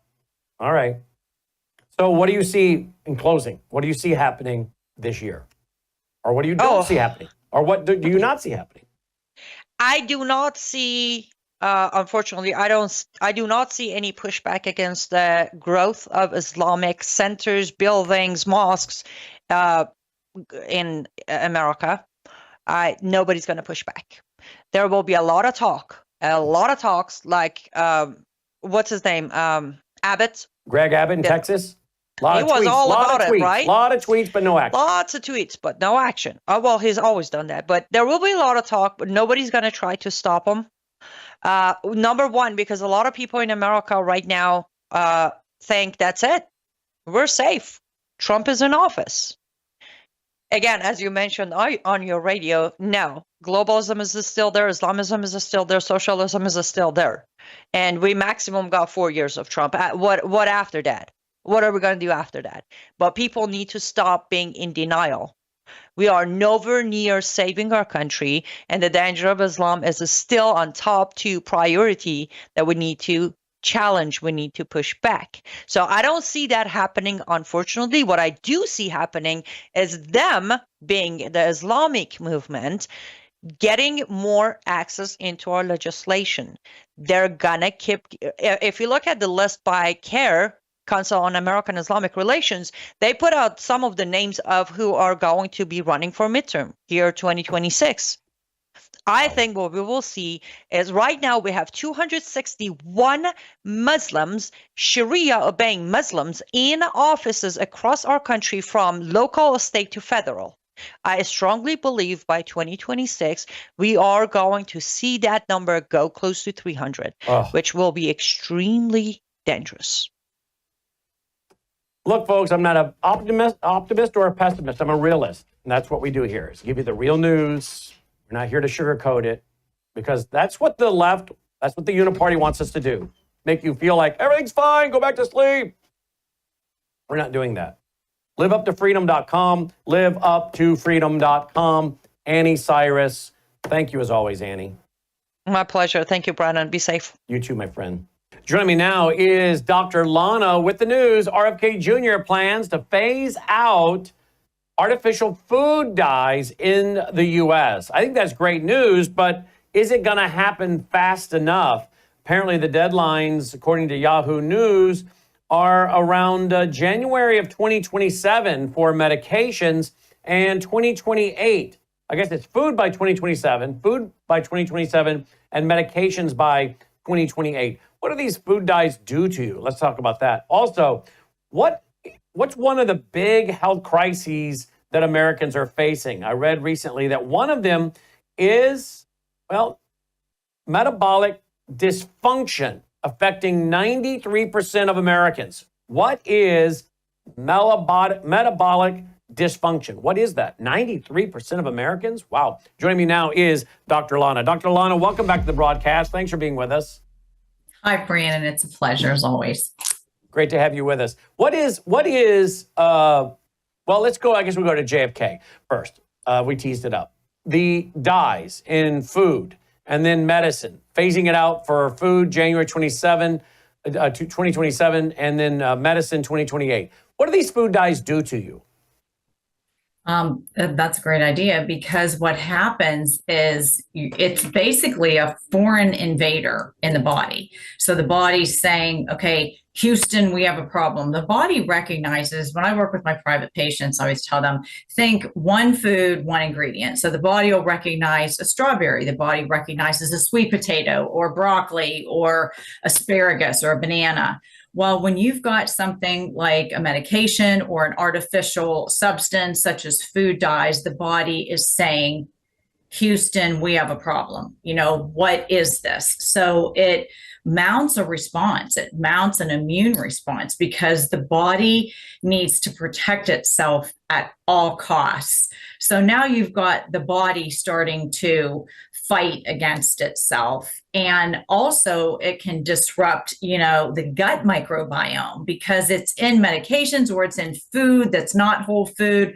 The body doesn't recognize it. Same with like too many vitamins and things like that the body really doesn't know what it is. So it causes the body to really fight against itself because it's a foreign invader and it's toxic. So the other thing it does is it causes, the liver does so many jobs for us. Your liver is, thank goodness, it regenerates itself, but it does hundreds of jobs. So the liver has to filter out all this foreign substance and these dyes as well. So it's not a good scenario for our bodies. Well, when I go over to Children's Health Defense, I see several food dyes linked to neurobehavioral problems. I see food dyes make ADHD worse. I just went over there and typed in food dyes. At least a dozen states pushing laws to ban food dyes. Well, thankfully, RFK Jr. is doing that now. Synthetic dyes and popular kids' foods linked to hyperactivity and learning disorders. How long have we known this, by the way? We've known this for years and years and years. It's just like the pesticides that have been spread on our food since they were registered in 1970, 1972, 1974, the pesticides were registered. So this has been going on in the United States for years and years and years. And it's why I tell people I'm not a big fan of cereal, but I've always told my patients and my families and mothers that work with me, if you're going to get cereal, for example, because there's a lot of food dyes in cereal and candies and all that kind of thing, because it looks, it's bright colors, and to children that looks exciting, and, it stimulates them like they want it. So I tell them, go always, always, always buy organic cereal, and you'll find that it tastes better. And you have to be careful with cereals, but always buy organic. Absolutely always buy organic cereals. But this is just something that has been pushed aside for years because there's big money when you buy, all of these foods. They're pretty, they're bright colors, and so what are they going to do? They sell food. What are these companies going to do? I mean, they must have known there were I mean, if the all natural cereal aisle doesn't have it, then they could have gone to it, right? And by the way, my mother and father-in-law have been big into the health food industry or the health food lifestyle, well, for years. I think it started when my father-in-law had a big chunk of his skin removed and on his lower back from skin cancer. I mean, a big old scar, and they went pretty deep to get it out. My wife was just an infant, I think, when that happened, or a toddler, pretty young. And I think that was a wake-up call. And my mother-in-law really started reading. And I have to be honest here. Some of the things I thought when I first, married my wife and was hearing my mother-in-law talk about, I thought, I don't know about that. Turns out so many of the things that she was saying when I married my wife 34 years ago, she nailed it. She was right on the money. And I will say, my wife and I will read something and say, well, your mother knew that 35 years ago. I mean, we should have listened to her. But they would come and stay with us. And we would go to the store, and they would go to the all-natural aisle, and they would get the cereals, right? I like the Cheerios or the Fruit Loops and all those things I shouldn't have been eating. And they're over there on the health aisle getting what looks like some of these cereals, but all natural. And I should have been listening to them a long time ago on that, because they were way ahead of the curve. So I know these all natural things exist. And in fact, I even know some of the cookies that I would like. I could get the health version of the same cookie, right? Name brand cookies we all know. And you go over to the health aisle and get them. And I did. My wife and I did. As we, when we had children, we started doing that. And as I ate them, like, these actually pretty much taste the same, and they're healthier. So my wife went that same route with our children. She wasn't, legalistic about it, but she didn't buy a lot of stuff with the red dyes. She really kind of followed her mom's course. So my mother-in-law does know best, I guess, at the end of the day, and did about 35 years ahead of what we read in the news. So back to my original question. If we have those dyes and the colorings in the all-natural cereals, then they must be able to use it. Are they going to be in a big rush to try to figure this out? I mean, surely they knew this was coming. In other words, are your colored Fruit Loops going to all of a sudden not be colored? Well, they've known, of course, they've known. And actually there's some easy, I know it's like you have to turn the mothership around, right? And that's easier said than done. However, it can be turned, because there are a lot of herbs and spices and fruits and things that are completely natural that will turn food, colors. I mean, you can use a lot of natural things to color food. There's absolutely natural food dyes, and they use, fruits and vegetables and herbs and spices to do that. They also can use to sweeten things, because they're going to have to pull back all that artificial, that sugar, all the sugar cane and fructose and dextrose and everything as well. I'm sure that's next right after the food dyes, but they can add, stevia and monk fruit and all kind of natural plant-based sweeteners. So between using fruits and vegetables to dye the food and using some herbs to dye the food, you can also use stevia, monk fruit, a lot of natural plants to sweeten the food. So we have it. God made it. It's on this earth. They just have to put it in our foods. And a lot of companies do that already. A lot of companies do that. Let's talk about microwaves. I went to visit. We did our big rally up in Milwaukee 2 weeks ago tonight. A week ago tonight. Hard to believe. A week ago tonight. And we went to Northern Illinois, and we broadcast from there for a couple days to see my in-laws and family, my wife's family, and then did our rally, and then went back and spent a couple more days. So we left on Good Friday. And whenever I go to my in-laws, for 36 years, we dated a couple years. So for 36 years, I've been going to my in-laws' home. If I wanted something to eat quickly, that really wasn't an option, because they didn't have a microwave, and they've never had a microwave, and they still don't have a microwave. So they would heat up the old oven and throw in whatever I wanted to be heated up to eat. They did not have a microwave. I want to know, do you have a microwave? Here we go. You know me by now. I am honest as days long because I was raised by two good people. Thank God. My mom and dad raised a good girl, right? So we do, and you're exactly right. And a lot of times it's just done. It's part of the kitchen, and it's in the kitchen. And so a lot of times what I will do is heat up water for different things on rare occasion, but you're absolutely right. You don't want to heat up food. You're just done. You've killed it. So here's a couple tricks that I do. If you need a quick snack or something on the go, always have a bowl of fresh organic fruits, vegetables, apples, bananas, pears. If it has the number 9 on it in the produce aisle, that means it's organic. You can also have loaves of, like, there's organic, there's gluten-free bread, things like that. You can get organic nut butter, not peanut butter because it's a legume, but like an organic nut butter, and just quickly make a quick sandwich with some organic nut butter on some organic gluten-free bread, things like that. There's also bars. I'm not a huge fan of protein bars because if you read the label, lots of times there's things on the label that you can't even pronounce. So Aloha, again, I get nothing from them, but Aloha is a brand that does a pretty darn good job of making protein bars. And yes, they have some with peanuts in them and things like that, but this isn't about perfection, okay? Unless you have a severe condition or you're celiac or you have a very serious medical condition, then you have to, and they exist, okay? Especially like terminal cardiovascular disease. It's something that can be reversed, but every bite of food matters. So those people are aside.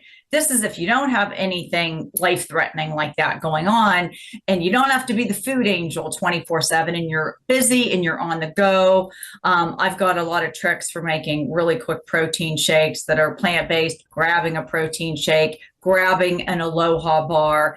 And what I tell people, honestly, spend a little bit of money. They're like $2.60 or 70 cents. Buy one of each flavor. They're plant-based, organic protein bars made by a company called Aloha. So buy one of each flavor, try them, see which one you like the best, and then you're going to buy that flavor. So I tell people you can make a quick protein shake. I've got some ideas for that. Grab an Aloha bar with an organic, banana, run out the door. Make sure you have clean filtered water. The problem with the microwave, I'm guessing, is maybe two things, right? The EMF it's putting out, number one, and then number two, what does it do? Does it just destroy any nutrients in the food? Yes. So what I do, I'm a big fan of the Instapots, of a slow cooker, of even an air fryer. I am a big fan of air fryers. And then when we're ready to eat, you're ready to eat, and it comes out hot. And I know life isn't perfect, but the air fryer, the crock pot, the slow cookers, they keep food piping hot, and then just keep it in the slow cooker. If you have to, somebody called you have to answer the phone or do something, don't get the food out of the slow cooker until you're like, okay, I'm going to sit down and eat. But yes, it'll kill off everything. The other thing I mentioned, Caraway cookware. I have a Caraway teapot. So I'll put good filtered water in that and just keep that, boil some water. So if I want a cup of hot tea throughout the evening, it stays hot in that teapot. So you have to do all those little tricks. But so you don't use the so it sounds like you don't really use the microwave that much at all. Not for food that much. It is convenient, but you have to know you're killing off everything. Mm-hmm. Let's talk about metabolic dysfunction. Mm-hmm. I read today that that's impacting 93% of Americans. What is that? I'm telling you, your audience we can't make this up, because Brandon and I, we just have these conversations. Yeah, we don't rehearse. We don't really rehearse. No. She had no idea what questions I was asking today. I just throw them out here. This is how God works, right? It's your brilliance, and all my years of school, I was just a really good student. That's all, right? Standing on strong shoulders of incredible doctors that trained me. But, all glory to God, right, for that training. But this is a massive problem. I have helped patients with this for many, many, many years. And it is basically a pre-diabetic condition, if you will, going into a diabetic condition. Metabolic dysfunction goes back to my code, my system of wellness that I teach is those cell membranes get clogged and your body is turning acidic, if you will. Okay. And we cannot live like that. And now I want to be really clear because there's some parts of your body that are acidic, like your stomach acid. You need that to be very acidic, like battery acid. And then your saliva is a little more alkaline. Your eyes are a little more alkaline. So there's different parts of your body. If you ever heard a doctor say, you're going to be all alkaline or all acidic, that's not the case. You've got different parts of your body, or some are acidic, some are alkaline, but your blood needs to be 7.35 pH to 7.45 pH, or you'll die. Life can't exist. So you've got to have that homeostasis. So metabolic dysfunction is really where the blood sugar is, the glucose is in the bloodstream. Okay. And, insulin is supposed to usher up, like a school bus, usher up that glucose and knock on the cell membrane's door and say, here, cell, I have all of this glucose that you're going to use for energy, right? You're going to turn it into energy, and we're going to feel, like we have great cognitive function and we have physical energy and we are ready to go and we can move and think and breathe and use all of our limbs and we feel great. But what happens with metabolic dysfunction is glucose is building up in our blood. The cell membranes are clogged. The glucose can't get in the cell to go make energy. Garbage and toxins cannot get out of the cell, and hormones can't get in and out of the cell appropriately. So the metabolic dysfunction is just what it sounds like, is the body is starting to move into dysfunction. It's starting to become acidic, and there is a way to get out of that. And it is really, your doctor may have said, your A1C is elevating. Oh my gosh, we've got some, maybe even some kidney issues. Your GFR, your glomerular filtration rate, is the number you need to watch for your kidneys. It needs to be way over 60. Okay. If it's starting to be close to 60 and lower, that's kidney issues. And you also, with metabolic dysfunction, besides A1C elevating, they may say, your glucose is a little bit high. And that just starts all of the other symptoms going south. But here's the good news, and Brandon and I we're gonna talk this week, but this is reversible. I mean, no one's God, and God has his plan with everybody, right? But this is something, thank goodness, that you can back this down. You can get out of this. And you're absolutely right. People are walking around, and nobody wants to hear this either. When people get about 10 to 12 pounds overweight, you have to get that off. The best thing you can do is be lean and eat whole foods, and you won't, drink good water, move your body, eat whole foods, and you're not going to move into metabolic dysfunction. But there is a way to get out of it. Well, that's good news. Logan, do I have that new spot we produced? Mm-hmm. I like to play that. You know which one I'm talking about? How did you know, Thomas? And it's not one that's been corroded by someone texting it. It's the final version. Yeah, he's going to verify that, because I didn't know Thomas was in there running the controls tonight. All right. We have a brand new spot, by the way, that we're going to air for the first time, I hope, with Dr. Lana on Hunter, Tom Hunter, and what happened. You're going to see this. It was sent to me by our team who's working on it. Melissa and I looked at it. Melissa made a bunch of changes. Melissa's kind of the art director when it comes to these health products that we love, because she knows what they do, and she's very adamant. I know what I wanted to say, and I know what the audience needs to hear. I know the education they need to get about this. And so We'll go through 2 or 3 renditions before we finally air it. It's got to pass Melissa's test. So hopefully it has that. We'll play that. But let me go back real quick to the metabolic dysfunction. 93% of Americans, that's huge, right? So it starts with weight gain. How do you feel? How does someone feel? What are some of the symptoms of that? You can get, first of all, you start to get tired. Maybe your joints are achy. You're not sleeping well, a little bit of brain fog. You may have GI disorders, but people say, you know what, I just don't feel well. And they'll say, oh, it must be my hormones. Or, the doctors might say, oh, well, you're getting older, and they just don't feel well. They're fatigued.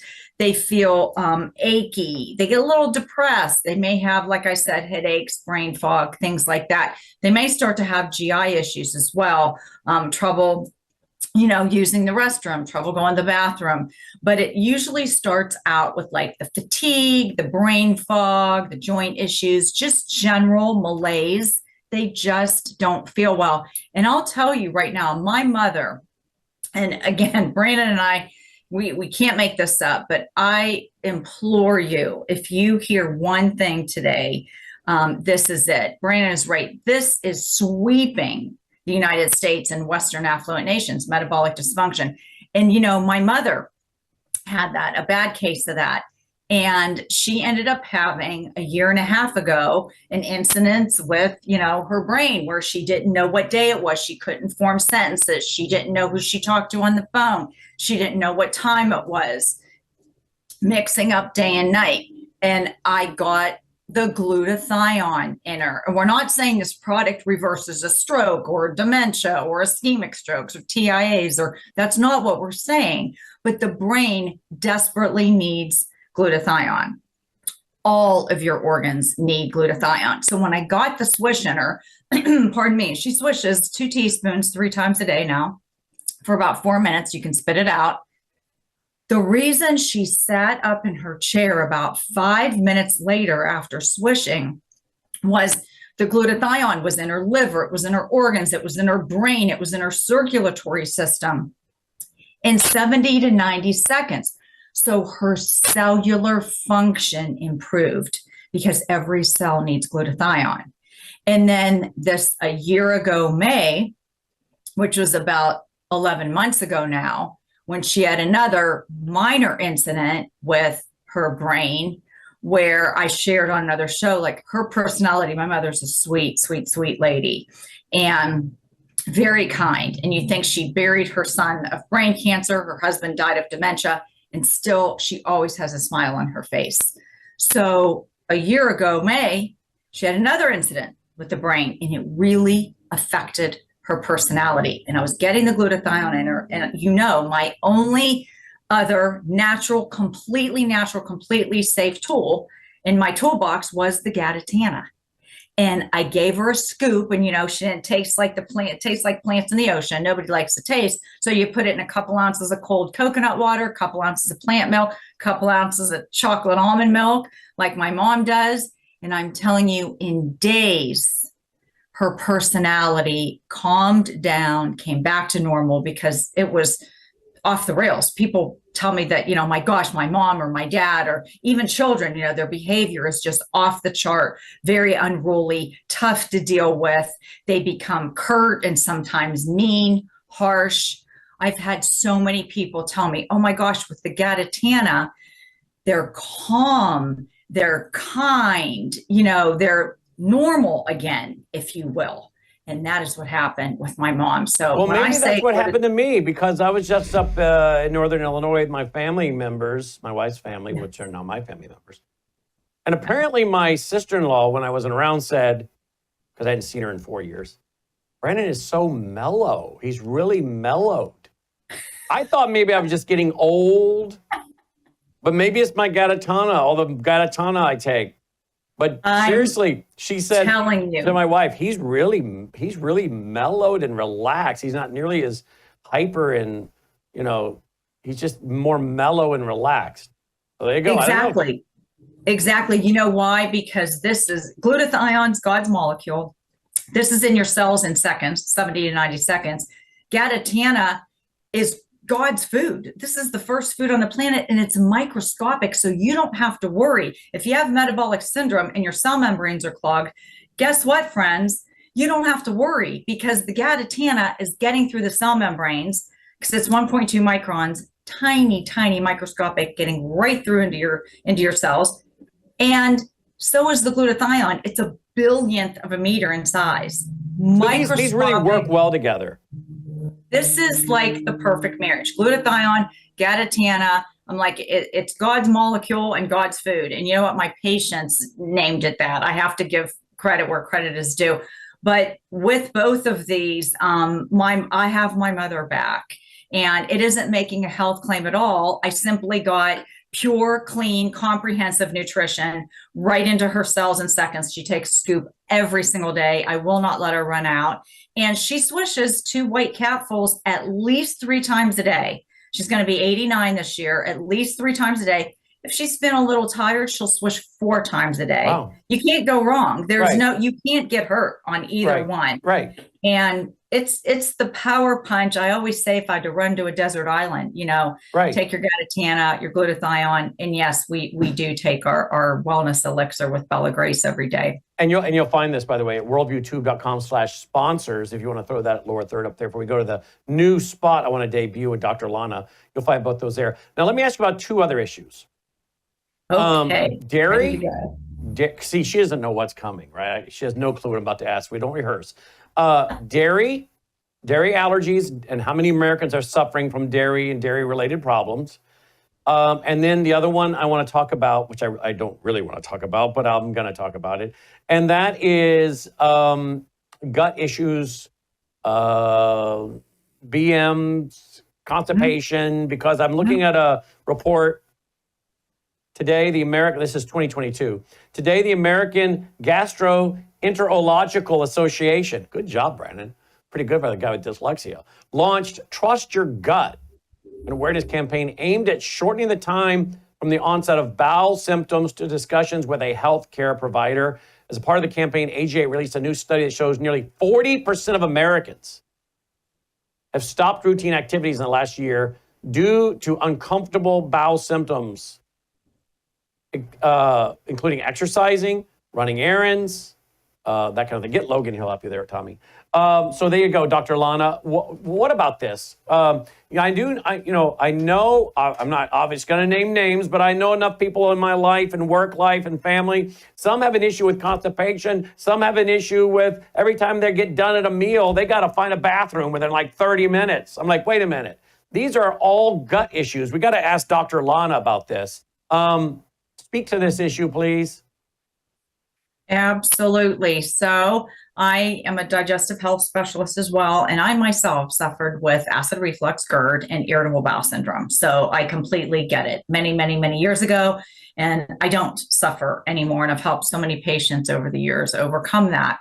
So dairy, number one, dairy's a bad player. Dairy's a bad animal. The food guide pyramid is not there to keep us healthy. It's to keep us overweight and sick so that we are consistent consumers of the healthcare system, truly. So dairy, there's a protein in dairy called casein, CASEIN. And you know me by now, everything that I do in my practice is based on science, gold standard science, peer-reviewed science. So it's not my opinion, it's not my take on anything, but I promise you, if you remove dairy from your world, and that is any product that is made from a liquid that comes from a cow, a sheep, a camel, a goat. So all the milk products from cow's milk, camel, sheep, goat milk, remove them. And it's easier than it was years ago because there's a lot of substitutes. There's a lot of great plant milks out there, and I get real specific with people on how to switch out dairy. Very, very easy. Dairy needs to go away. Dairy has a long, long list of deleterious, bad, damaging things that it does to the body. It leaches minerals from your bones and teeth, number one. So it causes osteoporosis. Dairy promotes ear, nose, and throat issues in infants, babies, toddlers, and all of us as adults. Dairy promotes acne, teenage acne, adult acne. Dairy also causes constipation and diarrhea. Dairy actually paralyzes that peristaltic action in your gut. Like the peristaltic action is your gut is, your GI tract's muscles moving the food through after it gets dumped, from the small intestine, it gets dumped in your stomach, and then it goes through your intestines, and it's a big, long, it goes from your mouth down through, your rectum. Your GI tract is a big, long tube. So as it gets dumped from place to place, if you will, it gets all, mixed up, and it's supposed to be absorbed into your cells, the nutrition is, and then the waste is excreted. Well, dairy causes like clumps in your stomach. I don't know if y'all know this, but a cow, the only thing that should drink cow's milk is a baby cow, a calf. And did you know cows have four stomachs, like four major parts of their stomach to break down dairy. We only have one stomach. It's so hard to break down. It actually causes that peristaltic action that moves things through our GI tract to be paralyzed, if you will. And so that's why people tend towards trending back between constipation and diarrhea. I mean, I could go on and on. Plus, dairy is really fattening. If you want to lose weight, you get rid of dairy. And gut issues. You're absolutely right. This should not exist, but we live in a Western affluent nation. We have a lot of stress. We have a lot of sugar. We have a lot of pharmaceutical drugs, birth control pills, alcohol, cough medicine, aspirin, over-the-counter medications, processed foods, processed sugars, fried foods. The list goes on. All of that breaks down our good gut bacteria. So now we have more pathogenic bacteria, more bad bacteria than good bacteria. And we've got to flip that. You're always going to have bad bacteria, but you've got to have more good than bad. So that's what's going on. We also, what happens when you have more bad bacteria than good bacteria? The food the junctures in our gut should be really, really tight, and the food starts to seep through the gut. And so you've got undigested food that gets in the bloodstream. And guess what? Like in the beginning of our conversation today on the show, the body mounts an immune response because it sees this undigested food in the bloodstream and it says, wait a minute, you're not supposed to be there. Houston, we have a problem. And so your immune system kicks up, mounts a response to that. And if that continues, you end up getting leaky gut syndrome, and that moves into autoimmune diseases. And guess what? That bad player, that terrible disease, cancer, is nothing but a terrible, profound failure of your immune system. Say that last part again, please. About the gut. The food is, you have more. No, the part about why do we have cancer? What is cancer the result of? Cancer, many times, is you've got this undigested food in the bloodstream. So then the body mounts an immune response. And if the body keeps mounting an immune response, and it can have an immune response from a lot of things, from stress, from sugar, from alcohol, from birth control pills, pharmaceutical drugs, over-the-counter drugs, sugar, processed food, all of that is an issue. And when the body continues to mount an immune response, that moves down the highway to what can be cancer. The body's become acidic now. Remember metabolic syndrome? The body is now too acidic. It needs to go back to homeostasis. So when the body becomes too acidic because the body keeps mounting an immune response, cancer is nothing more than a profound failure of the immune system. And you study with some of the leading oncologists in the world, right? Two of the foremost cancer specialists in the world. One was fired from Memorial Sloan Kettering in the 1970s because he was going to be a whistleblower. And the other one has passed away of old age, and I have an NDA with their family. But bottom line, when you can balance the body again, get the body pH level balanced, so it's not trending towards acidity. You balance it and get it back in homeostasis. You heal up the gut, and there's a lot of different things. You've got to come at that disease with a lot of different, a lot of different arrows you have to get out, of your quiver when you're dealing with that disease, and every human being is different. But it has a lot to do with diet. You get the pH balanced again in the body, so the body's in homeostasis, and it has a lot to do with faith, your mental outlook, your good water, and naturally killing those cancer cells instead of plummeting. Stress, worrying. People sit around worry and stew and worry. Is that a contributor to cancer? Well, it's a contributor to a lot of things. And you can't say something specifically causes cancer, but stress causes, I'll tell you what it does cause that can lead to that.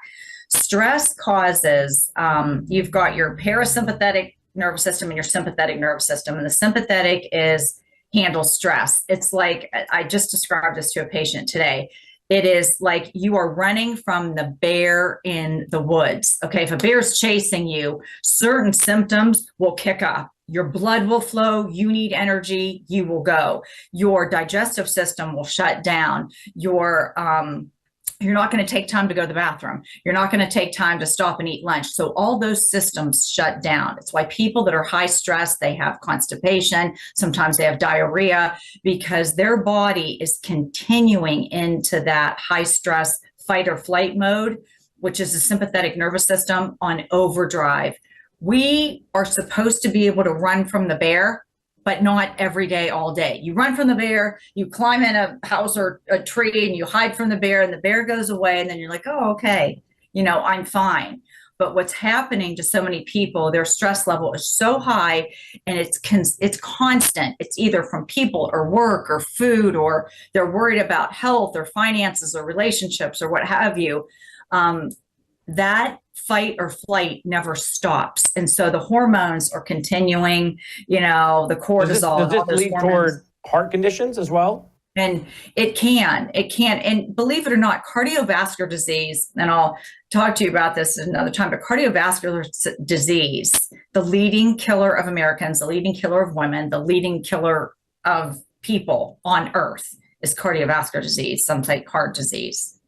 It's reversible. You can eat your way into heart disease. You can eat your way out. Cardiovascular disease, and I'm actually, we couldn't even plan this. I talk a lot about Harvard calls the 4 horsemen in the medical world, okay?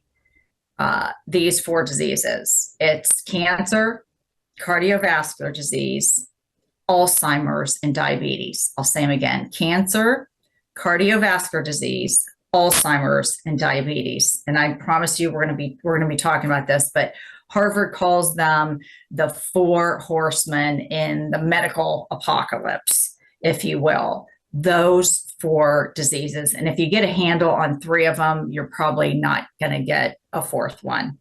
And there's a way a lot of this is reversible. We're just not taught.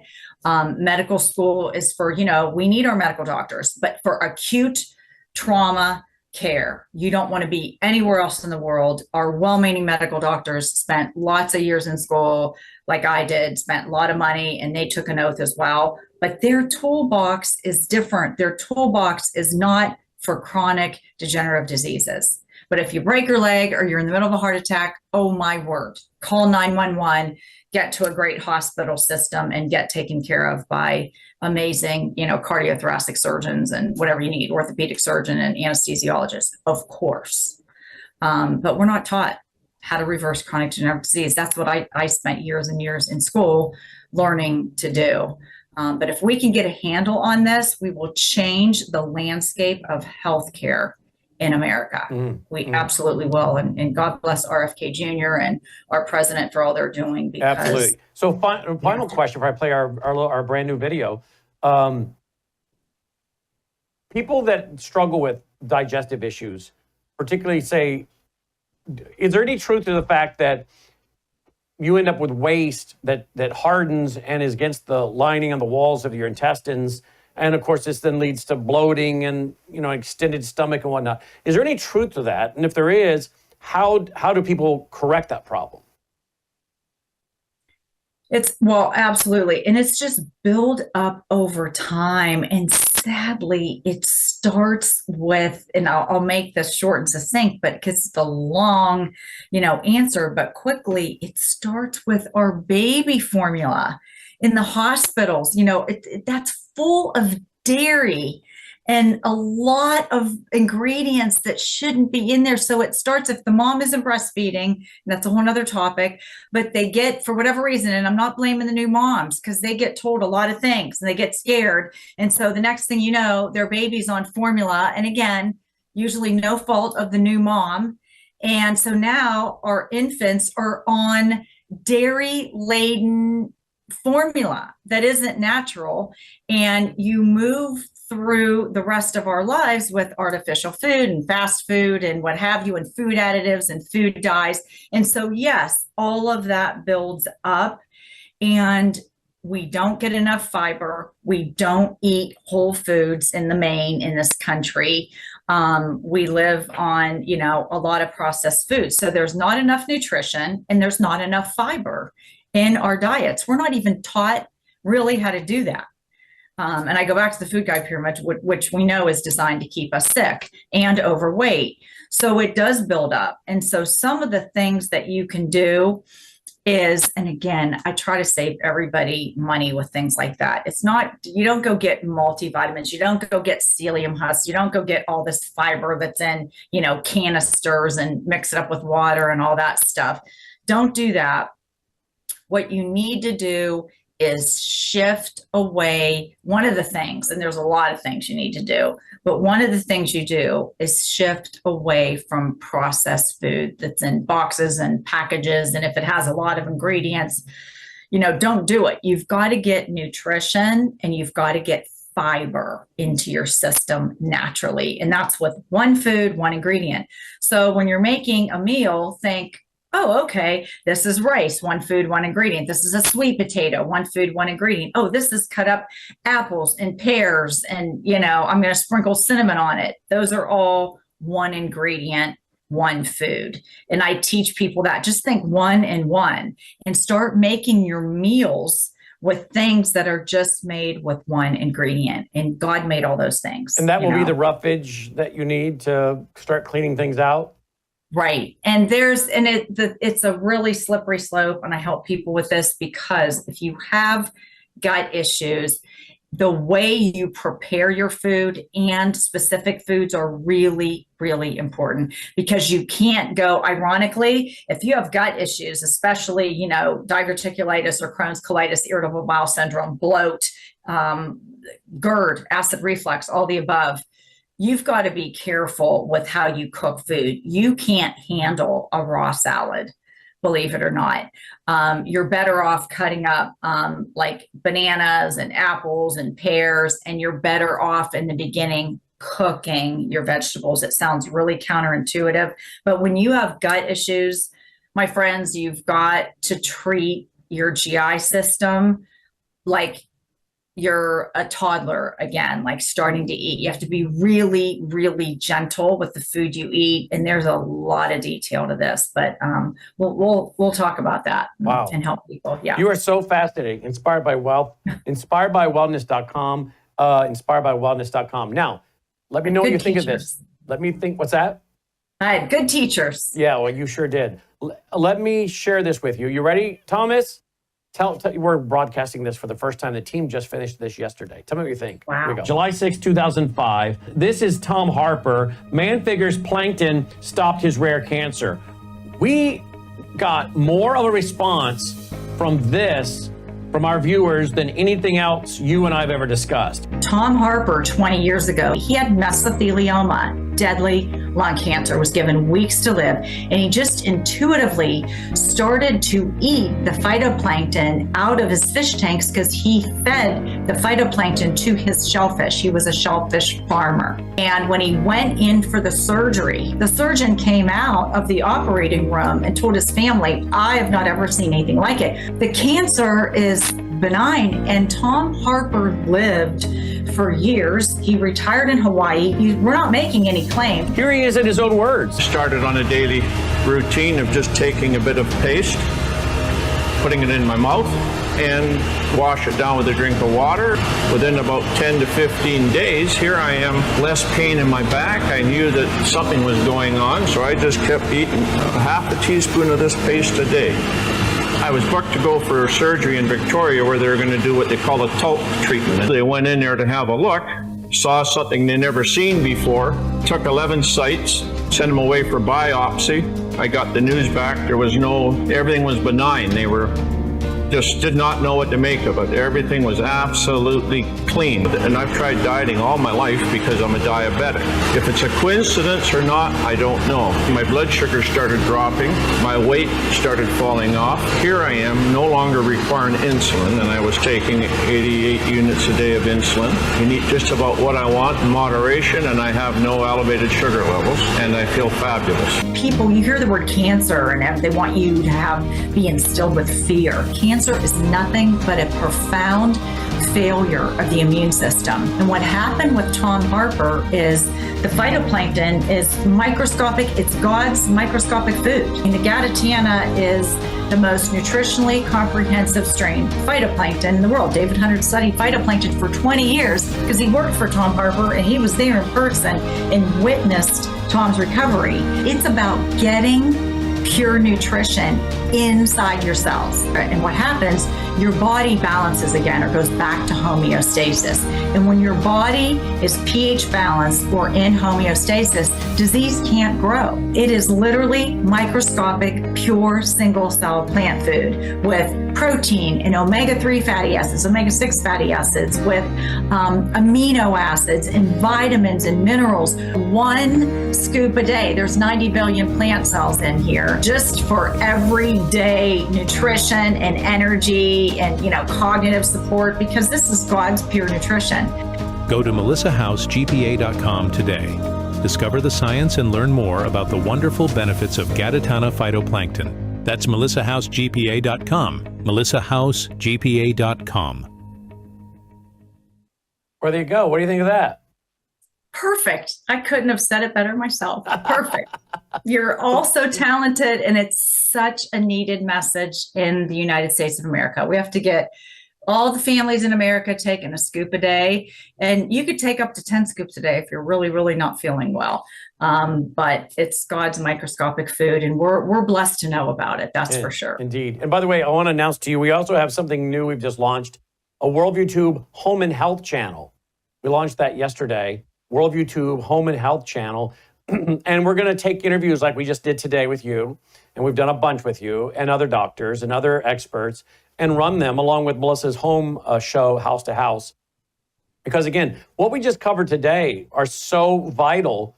Most people, if they were to go to their doctor with the things that we were talking about today, they wouldn't have gotten these answers. They would have gotten a prescription or something, right? Exactly. Yeah. That's their toolbox. So we're going to keep that going. Home and Health channel. You can check it out at worldviewtube.com, the second player. Dr. Lana, thanks for being with us. It's a pleasure. God bless. Dr. Lana checking in. And folks, go there, will you? To worldviewtube.com and tell your family and friends about Home and Health, will you? Tell them about Home and Health. And of course, then go over to worldviewtube.com/sponsors, worldviewtube.com/sponsors. And that there is where you're going to find our, great products, including Gattatana, the Numi, the Swish, and more. All there at worldviewtube.com/sponsors. All right, before we conclude tonight, here we go. Let's bring in my granddaughter. My granddaughter got into town yesterday, and I got to rock her to sleep last night, give her a bottle. Woo, you want to come to Grandpa? Come to Grandpa. Come to Grandpa. Looky here. Now, you guys remember when I showed her to you last time, she was kind of teeny, but look how big she is. Yeah, Dolly is very jealous. That's a problem. We're working on that. Ooh, you see the pretty dog, don't you? Yes, you do. You see the pretty dog. You like all the studio lights? Look, look, do you see yourself on the big 85-inch television up there? Can you wave? Can you wave? Cayman. Can you wave? Can you say hi? Ooh, good job. Look at that hand go and wave. Yeah, good job. She's 9 months old. Oh, yeah, she's smart. Yeah, everybody says that, but this is true. She really is smart. Oh, yeah, look at yourself. You see yourself up there on television? Huh? You see yourself up there? Huh? Yeah, you got my notes, don't you? Let's see. Here, take down that lower third, boys. You want to see her, not my lower third. Get rid of those notes. There you go. Ooh, look at all those shiny buttons over there. Huh?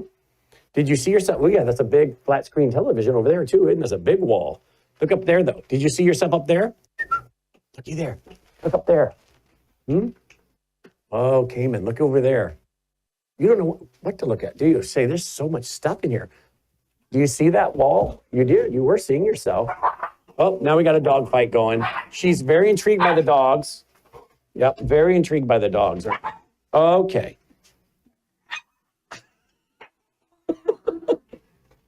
She laughs at those dogs. She thinks those dogs are funny. Are you waving again? Oh, yeah, wave to everybody out there. Say hello, everybody. Wave. Say hi. Can you say hi? She's getting coached by grandma and mom offset there. Yeah, you were doing very good waving. Can you wave some more? I like your bow. She loves that big TV over there. Go to a wide shot so they can see what she's looking at, Logan. She's looking at that big, huge television monitor. Yeah, it's a big television monitor, isn't it? All right, now let's get a close-up on that face, Logan. Can you do that? I don't guess you're not in here to move it in any closer, but there you go. All right. You like this, don't you? Yeah. Yeah, she loves music. She loves to sing. Oh, yeah. You gonna wave? Yeah, wave. There you go. Now you're warming up. Now you're warming up. Yeah, wave, wave, wave. She loves, yep. You gonna talk a little bit? She loves music. Can you dance? And wave. Ooh, now you're warming up. Was she dancing just then? Aren't you smart? Aren't you smart? Only 9 months. Can you say yeah? Huh? Look, you're going to wave some more. All right. Yeah. I'm going to wave some more. Yeah. That's right. Yeah. All right. All right. You're sweet, aren't you? Yes, you are. You're sweet. All right. Let's sit right here. Give me a kiss. Mwah. Okay. What do you want to do? You want to say goodnight to everybody? Should we say goodnight? Should we just wave and say goodnight? Good night. All right. All right. Roll the music, guys. Let's call it a night. Yep. Oh, yeah. Oh, yeah. Oh, yeah. We cannot have, we don't want Delta or Dolly licking that beautiful face. No, we don't. Dolly loves you, but she's a little jealous that I've been giving you so much attention, hasn't she? Yeah. Oh, all right. I see her there. There we go. Oh, yeah. The computer. Some buttons. Lots of buttons. Lots of buttons to push. All right. Well, that's our broadcast for tonight. Cayman wanted to come to the studio and say hello to you guys. There you go. You want to go get a bottle? We go get a bottle. Oh, you're saying bye? All right. Bye-bye.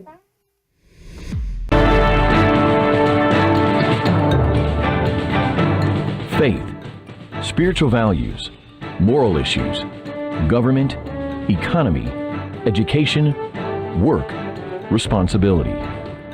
What we think about these depends on our worldview.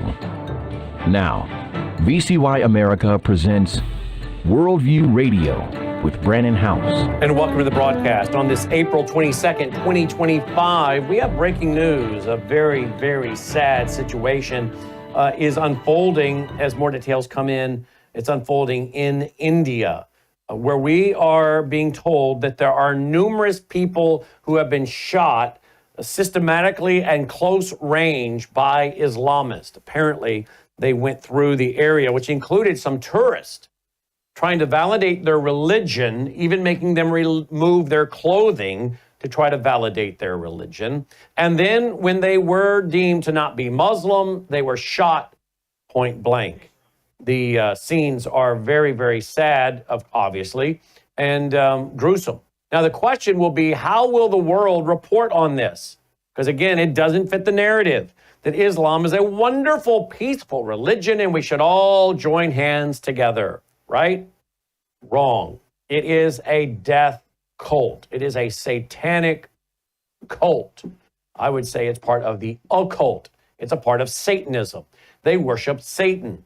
As we've said before, thanks to the education we've received from Usama Dakdok, Sharam Hadian, and others, the description of Allah in the Quran matches the description of Satan in the Bible. So here we are.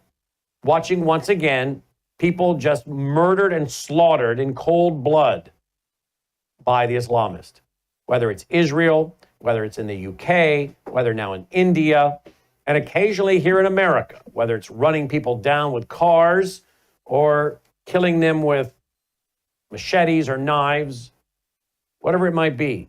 There's a common theme: murder, mass murder. Why? Because Islam teaches that this is one of the only ways one can guarantee that they make it to paradise, and their reported continuing of 72 virgins. Well, this is one of the few programs that discusses this topic, because apparently there's a lot of Islamic money sloshing around. We know that's the case in corporate America. We ran up against that in Sioux Falls, South Dakota, when a gunman from Saudi Arabia came in with his Quran and had 2 weapons on him, according to our off-duty police that confronted him. Then he sat out in his car, as you know, made 2 more videos brandishing 5 weapons, 2 semi-automatics, and what was said to be 1,200 rounds of ammunition, threatening us, telling us to be afraid and terrified. The local government did nothing. And they did nothing for a week. The Attorney General of the state did nothing. Former Speaker of the House in South Dakota, Steve Haggard, was on the phone with him. He told Shram and I about the conversation. He was raising his voice, asking why the Attorney General wasn't stepping in and dealing with this. He was running for governor, apparently. He didn't want to touch it. Political hot potato. But we knew there had to be more involved. And indeed, we found more. As I researched what was going on in South Dakota, we found out there was a lot of Islamic money, a lot of money from Saudi Arabia, according to one report, manufacturing fire trucks and other things to ship back to Saudi Arabia. Then you have the banking industry. Most of you have credit cards in your wallet that, well, come from South Dakota because of the way, I guess, the state legislation is written that allows them to charge these exorbitant interest rates. And apparently there's a lot of Islamic money in the banking industry. So follow the money, folks, whether it's South Dakota or whether it's Texas, where the Islamists are taking over. And all the big talking Texans are going to find out real fast that, well, it's all been talk. It's been talked by a lot of your politicians. Oh, there are a few good ones there. I know a few good ones. But most of them, they're afraid, they're uneducated, they're compromised, they're weak. And Texas right now is on a trajectory to absolutely be taken down unless something changes, and changes fast. Yeah, we've been warning about Yasser Qadhi for years. Everybody knows that tunes into the program. And this epic that he's building has apparently been going on for 13 years. But only recently has it made the news. What about that slogan, "Don't mess with Texas"? Apparently, that's just, again, a slogan, like "Don't tread on me," whether it's the federal government or whether it's the Islamists. They're messing with Texas. And right now, I don't see zero leadership in Texas to do anything about it. Now, to be balanced, to be fair, it is a complicated issue in one sense. Folks in Texas let the Islamists come in and they let them start building. And now, many folks in government in Texas don't know what to do, because the Islamists are very good at using freedom